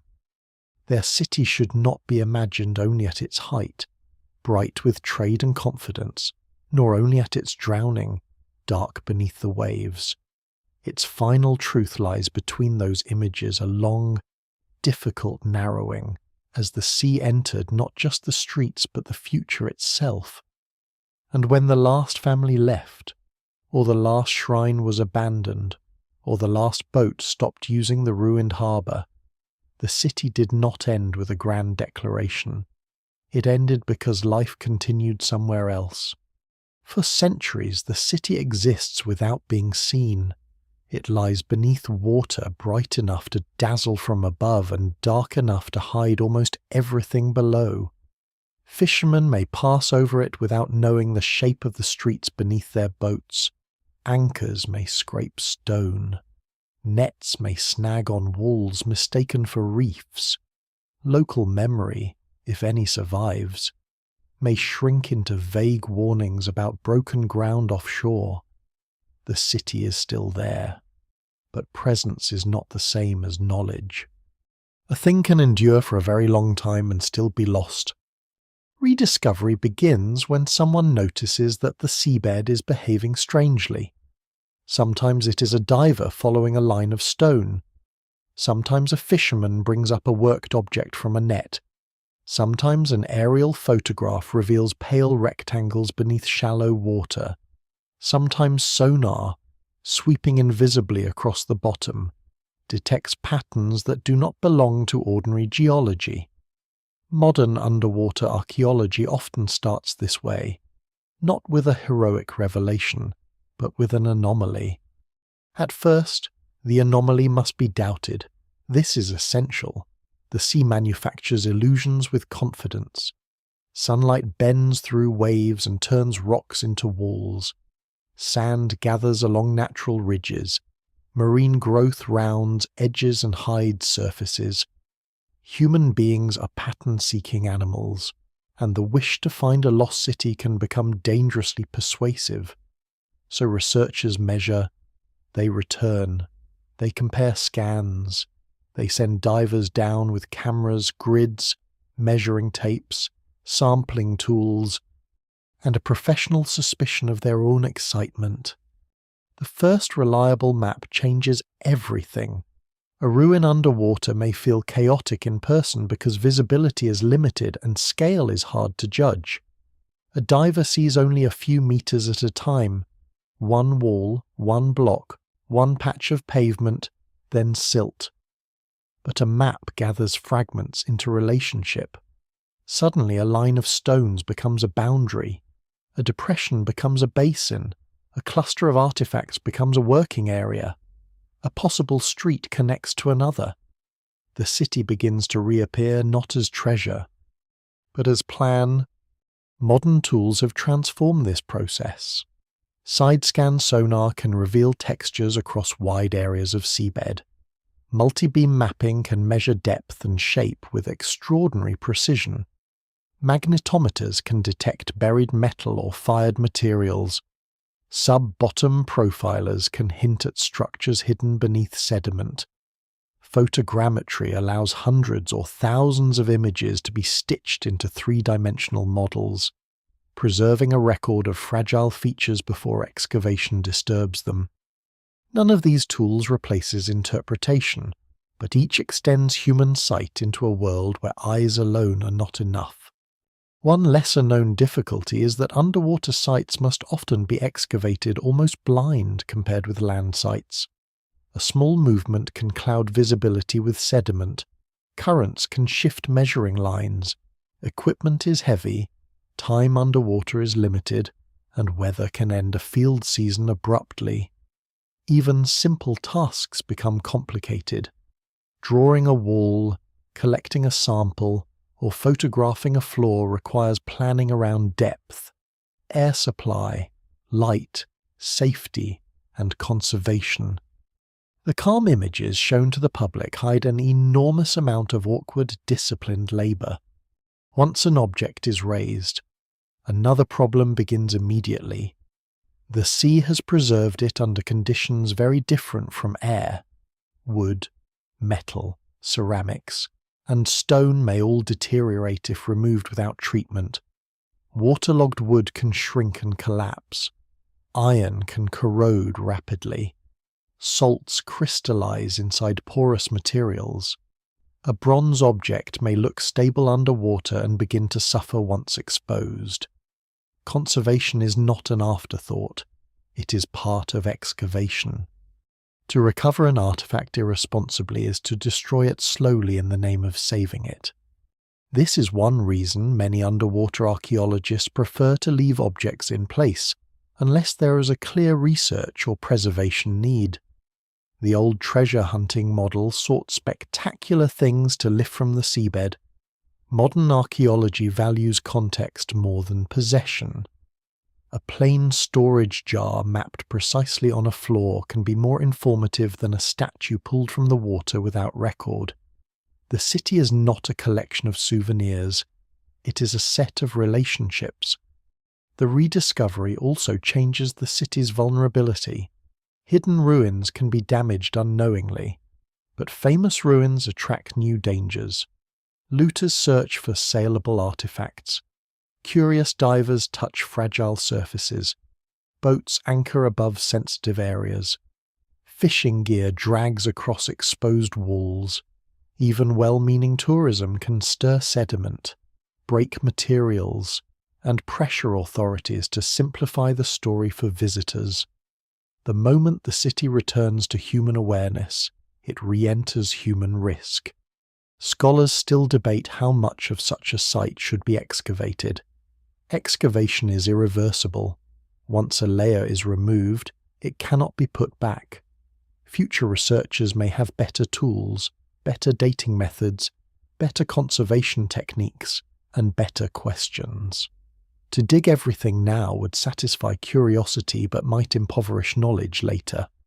So archaeologists often sample strategically, map extensively, and preserve large areas untouched. This restraint can frustrate the public, but it is a form of respect. The underwater city also forces collaboration. No single specialist can understand it alone. Marine geologists study sediment, faults, subsidence, and shoreline change. Archaeologists examine artifacts, architecture, and settlement patterns. Paleobotanists identify seeds and pollen. Osteologists study bones. Conservators stabilize materials. Survey technicians build digital models. Historians compare texts, trade networks, and regional chronology. Each discipline holds a piece, and each piece can alter the others. A wall's meaning may change when a sediment core shows sudden marine flooding. A date may shift when ceramics are reclassified. A harbour theory may weaken if geological mapping reveals a natural basin modified by humans rather than fully artificial construction. This is how the city becomes known again, not through one dramatic answer, but through accumulating precision. Yet even modern technology cannot restore everything. There will be missing names, missing faces, missing songs, missing fears. The best map cannot show what a child thought when the lower street flooded for the first time. A sonar scan cannot record the last argument over whether to rebuild the quay. A ceramic sequence cannot tell us which family finally gave up and left. Archaeology can bring the city back into history, but not completely into life. Still, the act of mapping is powerful. A place forgotten by texts and hidden by water becomes visible again. Its outlines are no longer rumour. Its stones regain positions. Its harbour re-enters geography. The city is not rescued from the sea. Exactly. It remains underwater, but it is rescued from formlessness. There is something quietly moving about a digital model of a drowned street. On a screen, researchers can rotate the seabed, remove water, trace walls, measure elevations, and reconstruct possible buildings. The city becomes both ancient and strangely modern, translated into data points and mesh surfaces. But behind the technology lies the same old human act looking carefully at a place and asking what happened here. The answer remains partial. The evidence remains incomplete. Some districts are still buried. Some features may never be excavated. Storms may expose new material and cover old trenches overnight. The city resists finality because the ocean is not a museum case. It is an active environment, still working on the ruins even as researchers study them. And yet rediscovery changes the silence. The city that once existed only beneath passing boats now has maps, photographs, samples, debates, protections, and questions. Its stones are no longer mute in quite the same way. They have entered conversation again, not as legend, not as proof of fantasy, but as evidence of a human world that the sea concealed without fully destroying. The divers rise through the water after each survey carrying no treasure, only records, images, measurements, sediment notes, coordinates, fragments of context. It may seem modest compared with the scale of the mystery, but this is how lost cities return. Not all at once, not with the lifting of a golden door. They return through patient attention, through the discipline of refusing easy answers, through the slow conversion of shadow into structure. Above the surface, the water closes as if nothing has changed. Boats continue across the glittering skin of the sea. Waves fold over the place where streets once ran. But now, somewhere in the records of the living world, the city exists again. The city under the ocean feels singular when seen from above its own ruins. Its walls, its harbour, its silence, its strange survival beneath water, all seem to belong to one impossible story. But the moment the lens widens, it becomes part of a much larger pattern. The world is scattered with drowned places. Some are prehistoric villages, some are ancient ports, some are luxurious coastal retreats, some are cemeteries, fish traps, streets, temples, warehouses, or entire landscapes where the sea now moves over evidence that was never meant to be submerged. The mystery is not that one city drowned. The mystery is how often human beings have built at the edge of disappearance. One of the most haunting examples lies off the coast of Greece, where Pavlo Petri preserves the plan of an ancient submerged town in shallow water. Its streets, building foundations, courtyards, and tombs reveal a settlement that belonged to the Bronze Age world, a place old enough that its stones disturb the ordinary sense of time. It is not a fantasy city, not a mythic Atlantis, but something more powerful, a real settlement with an organized layout, later overtaken by the sea. Pavlo Petri reminds us that urban planning, maritime life, and coastal vulnerability were intertwined thousands of years ago. People were building complex seaside communities long before many written histories become generous. Then there is Thonis Herakleion, the great drowned city near the mouth of the Nile, hidden for centuries beneath the waters of Abukir Bay. Its rediscovery changed the way scholars imagined Egypt's maritime world. Colossal statues, temple remains, inscriptions, anchors, ships, ritual objects, and evidence of trade emerged from sediment, revealing a port that once connected Egypt to the Mediterranean. This was not merely a town lost to erosion, it was a gateway, a place where gods, rulers, merchants, sailors, and foreign goods converged. Its submergence likely involved a combination of natural processes, including unstable deltic ground, subsidence, and seismic or marine events. No single explanation fully accounts for every detail, but the pattern is unmistakable. A city built on watery wealth was finally taken by watery weakness. Thonis Herakleion also offers a useful caution. For a long time, its reality was tangled with ancient references, uncertain geography, and the difficulty of locating ruins in a shifting delta. Once found, it did not become less mysterious, it became more specific. The city's name, function, ritual life, and relationship to broader political systems all had to be reconstructed through evidence. The lesson is important. Drowned cities do not simply confirm legends, they complicate them. Farther west, in Italy, the submerged remains of Baiae tell another version of the story. Baiae was not lost because it belonged to some forgotten prehistoric civilization. It was a Roman resort, a place of wealth, politics, indulgence, engineering, and volcanic restlessness. Its villas, mosaics, roads, and rooms now lie partly underwater because of bradycism, the slow rising and falling of land caused by volcanic activity in the Campi Flegrei region. Here the sea did not only rise, the land itself moved. The result is almost unsettlingly intimate. Mosaic floors once walked by elites now rest beneath clear water. Fish pass through rooms built for pleasure. Luxury becomes reef. Baiae shows that submergence can happen even in a historically documented world. Rome wrote constantly, built massively, and preserved memory with unusual force. Yet parts of Baiae still slipped beneath the surface. Its drowning is not a failure of civilization to record itself, but a reminder that records do not prevent geology.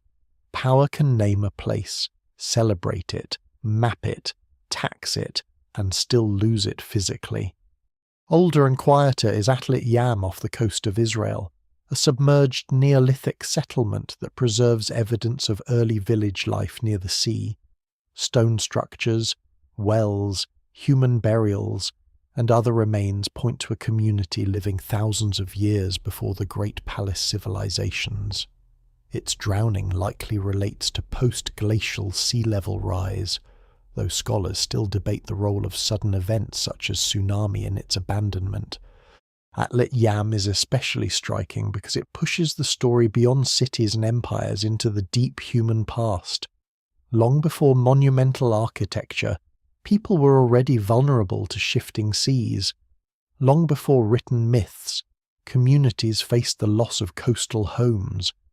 A lesser-known but revealing detail from sites like Atlit Yam is the preservation of wells. A well underwater is a paradox only from the modern viewpoint. To its builders, it was a practical source of fresh water on dry land.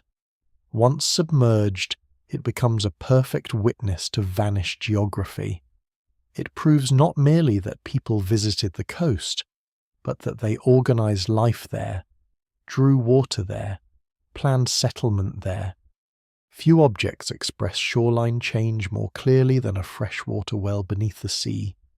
Around northern Europe, submerged prehistoric landscapes beneath the North Sea suggest an even larger vanished world.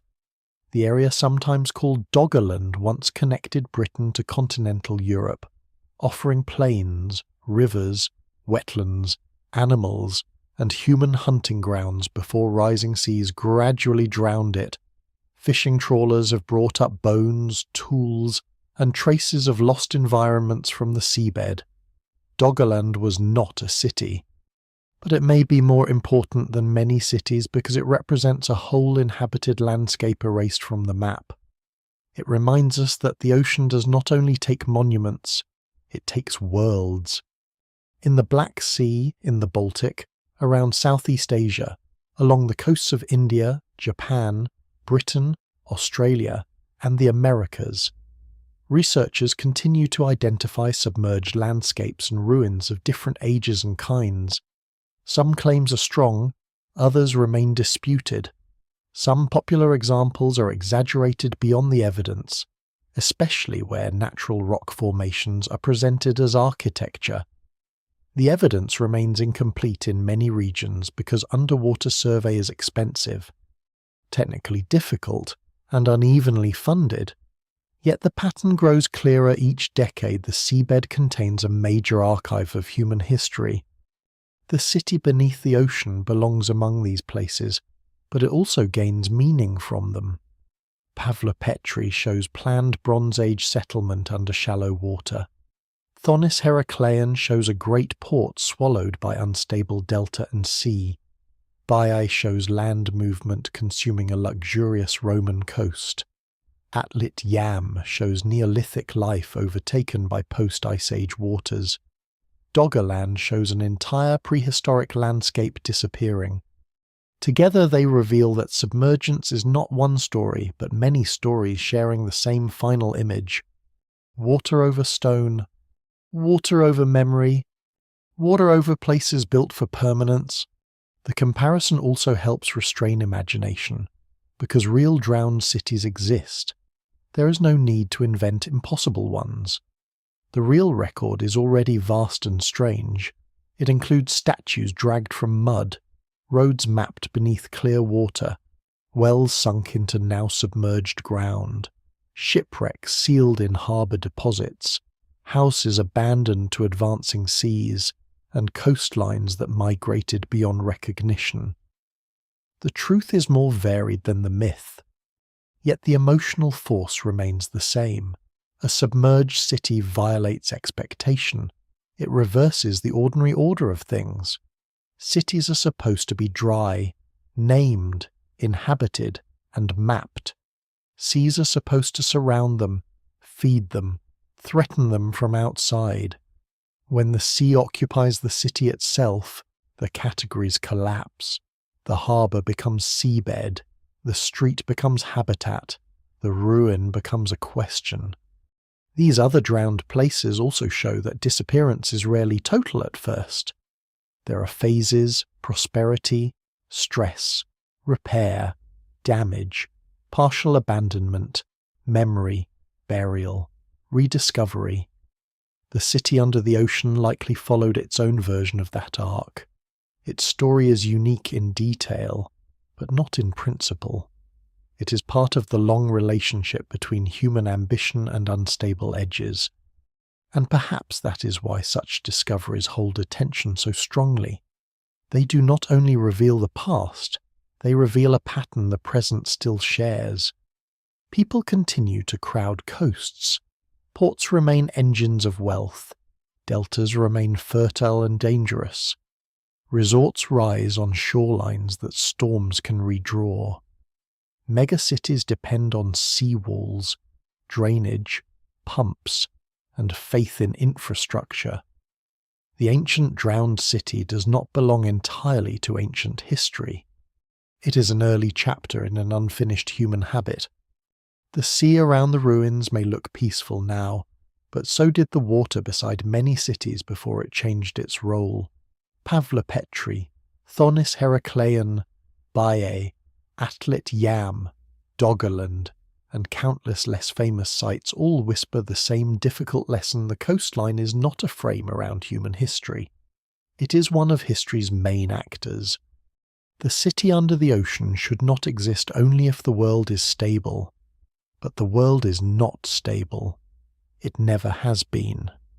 And once that is understood, the drowned city becomes less impossible and more unsettling, because it is no longer an exception. It is evidence of a rule human beings keep forgetting. What makes the city feel as though it should not exist is not simply that it lies under water. By now, that part has become understandable. Coasts sink, seas rise, earthquakes break the ground, deltas compact, storms bury streets in sand. Human beings have built at unstable edges for as long as edges have offered food, transport, and wealth. A drowned city is no longer impossible in the literal sense. The deeper contradiction is subtler. The city appears too ordered for oblivion, too substantial for silence, too human to have vanished so completely from the ordinary map of memory. This is the hardest thing to accept. Not that stone can sink, but that meaning can. A wall beneath the ocean is still a wall. Its corners still hold intention. Its blocks still preserve decisions made by builders who measured, lifted, placed, and corrected. A harbour basin still suggests ships. A storage jar still suggests hands, cargo, hunger, and planning. The ruins have not lost their human grammar. They remain readable enough to disturb us, but incomplete enough to resist us. They occupy the narrow zone between evidence and absence, where certainty can identify the shape of a city, but not fully restore its name, its voices, or its final day. The city should not exist because modern imagination expects important places to leave continuous trails. A large settlement should have records, a port should appear in lists, a disaster should echo in chronicles, a city with walls, warehouses, streets, and maritime reach should not become a rumour below water. Yet history is full of broken trails. Archives burn, writing decays, names change, conquerors rename ports, rivers move, trade routes shift. Later communities reuse stones without preserving stories. A place can matter intensely in one region and barely enter the texts that survive elsewhere. The evidence remains incomplete, and that incompleteness is not a flaw in the story. It is the story. Perhaps the city was known by a name now attached to another ruin. Perhaps its harbour served a political centre inland, leaving the underwater district unnamed in surviving records. Perhaps ancient writers mentioned it briefly, but the text was lost. Perhaps local memory persisted for centuries without ever becoming literature. Perhaps later people saw the ruins as natural reefs and never guessed that their fishing grounds covered streets. Each possibility is ordinary. Together, they produce the extraordinary result of a city that seems to arrive from nowhere. There is another contradiction: preservation itself. The ocean should have destroyed more. Waves grind stone. Salt eats metal. Marine life hides surfaces. Currents scatter objects. And yet in certain places, the city remains astonishingly legible. This is not magic. It is the double nature of burial. Rapid sediment cover can protect what open water would ruin. Low oxygen conditions can slow decay. Collapse can seal floors. Disaster can trap objects before scavengers, builders, or later inhabitants remove them. The sea destroys what it exposes and preserves what it buries. That is why underwater ruins often feel like interruptions rather than endings. On land, ancient cities usually become layered into later life. Streets are rebuilt, temples converted, walls quarried, neighbourhoods occupied again. Underwater, the city may be cut off from that long recycling. Its lower districts become inaccessible before later generations can fully transform them.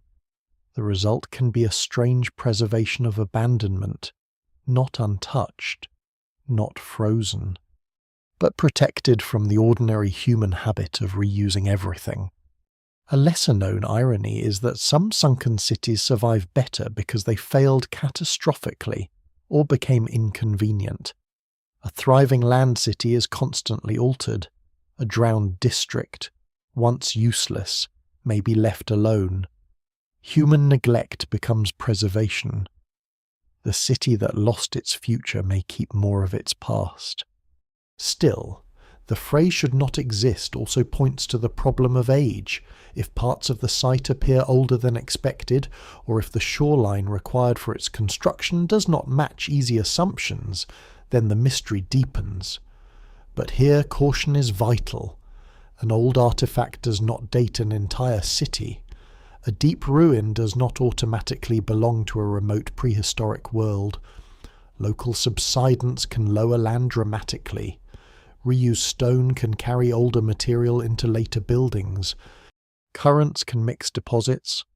Scholars still debate many such cases because dating underwater context demands patience. Unsupported theories exploit this difficulty. They treat uncertainty as permission.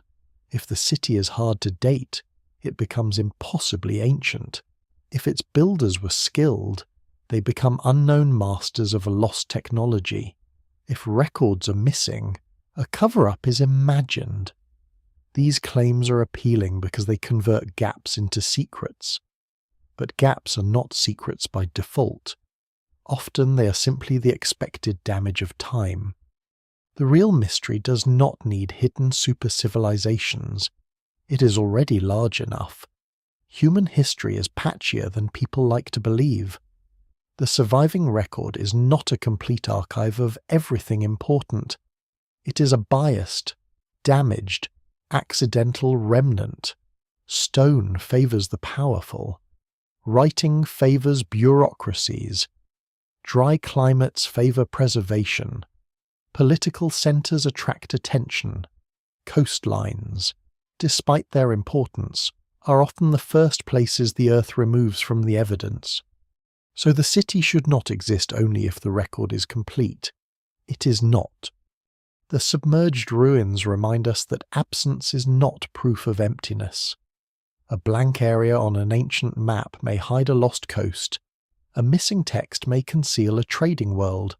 A legend may be exaggerated, but the landscape beneath it may still contain disaster. A stretch of modern sea may cover farms, streets, wells, workshops, graves, and memories that never reached writing. The ocean is not merely water, it is an archive with difficult access. And yet, the city's organization still unsettles. Straight walls underwater have a power that fragments alone do not. They show that people projected order onto a place now ruled by currents. They imposed geometry on mud, tides, and stone. They made plans. Planning is one of the most human acts because it assumes a future. Every foundation is a bet that tomorrow will resemble today closely enough to justify labor. Every harbor wall says ships will come. Every storage room says harvests and cargo will need protection. Every street says people will pass this way again. The city under the ocean is haunting because those bets were not foolish, and they still failed. It is comforting to imagine vanished places as doomed by arrogance or ignorance. That makes their loss feel separate from ours. But this city may have been built rationally, maintained skillfully, and abandoned only when choices narrowed beyond repair. It may have existed for centuries before the final drowning. Its builders may have understood their environment as well as anyone could within their time. They did not need to be reckless. They only needed to live on a changing planet. No single explanation fully accounts for the emotional force of that fact. Science can describe subsidence, sediment, sea level change, tectonics, and preservation. Archaeology can describe walls, artifacts, trade, repair, and abandonment. History can describe silence, memory, and lost names. But standing before the idea of a city beneath the ocean, something remains difficult to domesticate. The ruins show human permanence defeated without human insignificance. They prove that people mattered here, even if the world later removed almost every trace of why. That may be the true contradiction. The city both exists and is gone. Its stones remain, but its society does not. Its plan survives, but its meanings are fractured. It can be mapped, measured, modelled, and debated. Yet it cannot be returned to the living coastline that made it understandable. The sea has not only covered the city, it has separated the evidence from its original world. To rediscover it is therefore to encounter history out of place. A street belongs under footsteps, not fish. A doorway belongs between rooms, not currents. A harbour belongs at the edge of water, not beneath it. When those expectations break, the mind reaches for impossible explanations. But the quieter truth is more powerful. The city should not exist beneath the ocean because it was never meant to. It exists there because the planet continued after human intention stopped mattering. And that is why the ruins remain so compelling. They are not proof that everything we know is wrong. They are proof that what we know is incomplete. They do not overturn history. They widen it downward, into the silt, into the drowned margins, into the places where ordinary life fell outside the reach of memory. The city should not exist only in the version of the past that stays dry, documented, and obedient.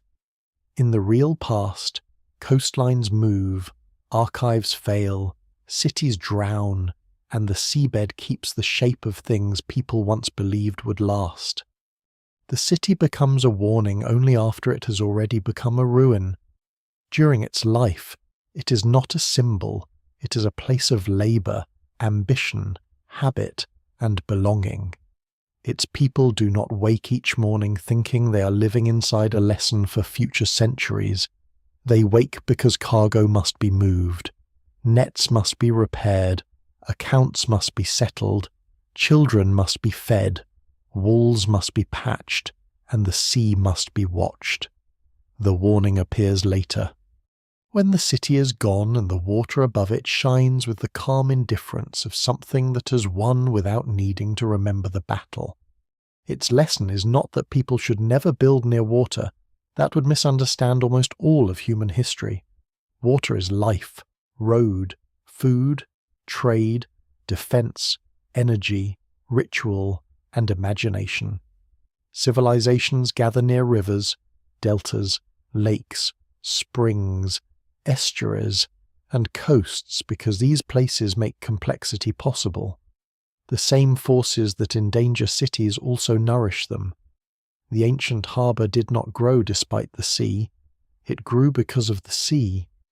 The warning is sharper than simple avoidance. It is that success can deepen dependence on a fragile landscape. A city grows around the very conditions that may later undo it. Its harbour attracts trade, so warehouses multiply near the water. Its trade funds public buildings, so heavier stone presses into soft ground. Its location brings wealth, so more people settle where flooding will hurt most. Its identity becomes tied to the shoreline. So retreat feels not like prudence, but like self-destruction. By the time danger is obvious, the city has too much invested in staying. What survives in the record suggests that the ancient inhabitants likely adapted for as long as they could. They repaired walls, raised floors, shifted activity, rebuilt after damage, and continued to live in a place that still offered value. This matters because it makes the warning more uncomfortable. Collapse is not always caused by blindness. Sometimes people see enough to act, but not enough to escape. Sometimes they understand local dangers perfectly and still lack the political power, wealth, time, or alternatives to move away. The drowned city also warns against trusting memory too much. A place can vanish from common knowledge even when its stones remain. Later generations may sail above it, fish above it, tell stories near it, or forget it entirely. The survival of history depends on preservation, transmission, and attention. Remove one, and even a city can become unbelievable.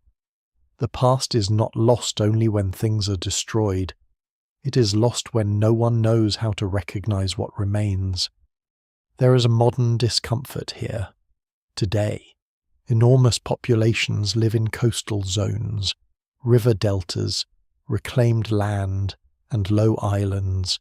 Ports still anchor economies. Seawalls still express confidence. Engineers still negotiate with water. Governments still calculate risk against profit. Families still remain because leaving is expensive, painful, or impossible. The technologies have changed, but the human pattern is familiar. We build where opportunity gathers. Then call the arrangement permanent because it has lasted longer than one lifetime. Scholars still debate the exact causes that drowned this ancient city, and the evidence remains incomplete. but the broad lesson does not require perfect certainty. Whether the final force was earthquake, subsidence, sea level rise, storm, tsunami, erosion, or a combination of these, the result is the same. The landscape changed beyond the city's ability to remain itself. Human order met environmental motion, and environmental motion endured. Yet the warning is not only grim. The city's rediscovery is also a form of recovery. It shows that disappearance is not always total. Under silt, under silence, under water, fragments survive. A wall line, a jar, an anchor, a flaw, a buried seed. Enough to show that people were here. Enough to restore them partly to history. Enough to remind us that lost worlds are not empty fantasies, but damaged realities waiting for careful attention. The city beneath the ocean does not ask to be turned into myth. It asks to be understood as a human place on a changing earth. Its ruins do not say that civilization is meaningless. They say civilization is delicate. They say permanence is always negotiated. They say every shoreline is a temporary agreement, and every city built there is also a promise made against time. In the end, the most haunting image is not the moment of destruction. It is the ordinary city before it, the harbour at sunrise, the workers on the quay, the child watching sails, the old wall patched one more time, the well tasting faintly of salt. The people continuing because continuation is what people do. Then the water rises, or the ground drops, or the storm comes, or the repairs fail. And centuries later the city becomes visible again beneath the sea, not as a legend of impossibility, but as a warning written in stone, silt, and silence. The sea above the city is quiet now. It carries sunlight, fish, and the shadows of passing boats. Nothing on the surface has to explain what lies below. The water does not confess. It does not mourn. It simply moves, folding the old streets into its own rhythms, smoothing edges, filling rooms with sand, turning walls into shelter for small living things. And perhaps that is why drowned cities remain so powerful. They show that time does not always erase by smashing. Sometimes it erases by covering, by changing the meaning of a place until no one can stand there anymore, by letting memory thin until a harbour becomes a reef, a street becomes a line on a scan, and a city becomes a mystery people struggle to believe was ever real. Yet the ruins remain. Beneath the silt, beneath the drifting particles, beneath the long silence, human intention still has shape. Someone measured those stones. Someone trusted that wall. Someone stored food in that jar. Someone looked out across the water and imagined arrival, profit, safety, worship, return. The future they imagined did not arrive in the form they expected, but the trace of their imagining survives. Every civilization lives with that uncertainty, whether it admits it or not. Cities rise by making promises to themselves, that the river will keep flowing, that the harbour will stay open, that the rains will return, that walls will hold, that records will be read, that children will inherit the same ground their parents knew. Often those promises last long enough to become invisible. Then the ground shifts, the water moves, the climate changes, the roots fail, and what seemed permanent becomes another layer for someone else to interpret. The city under the ocean is not only a lost place, it is a reminder that the human past is larger than the dry land still available to us. Some of it is buried under deserts, some under forests, some beneath modern streets, and some waits offshore under blue water where the old world continues in silence. The final image is simple, a diver hovering above a submerged road, light moving in broken bands across the stones, fish passing where feet once passed, the sea breathing gently over a city that should not exist there, but does.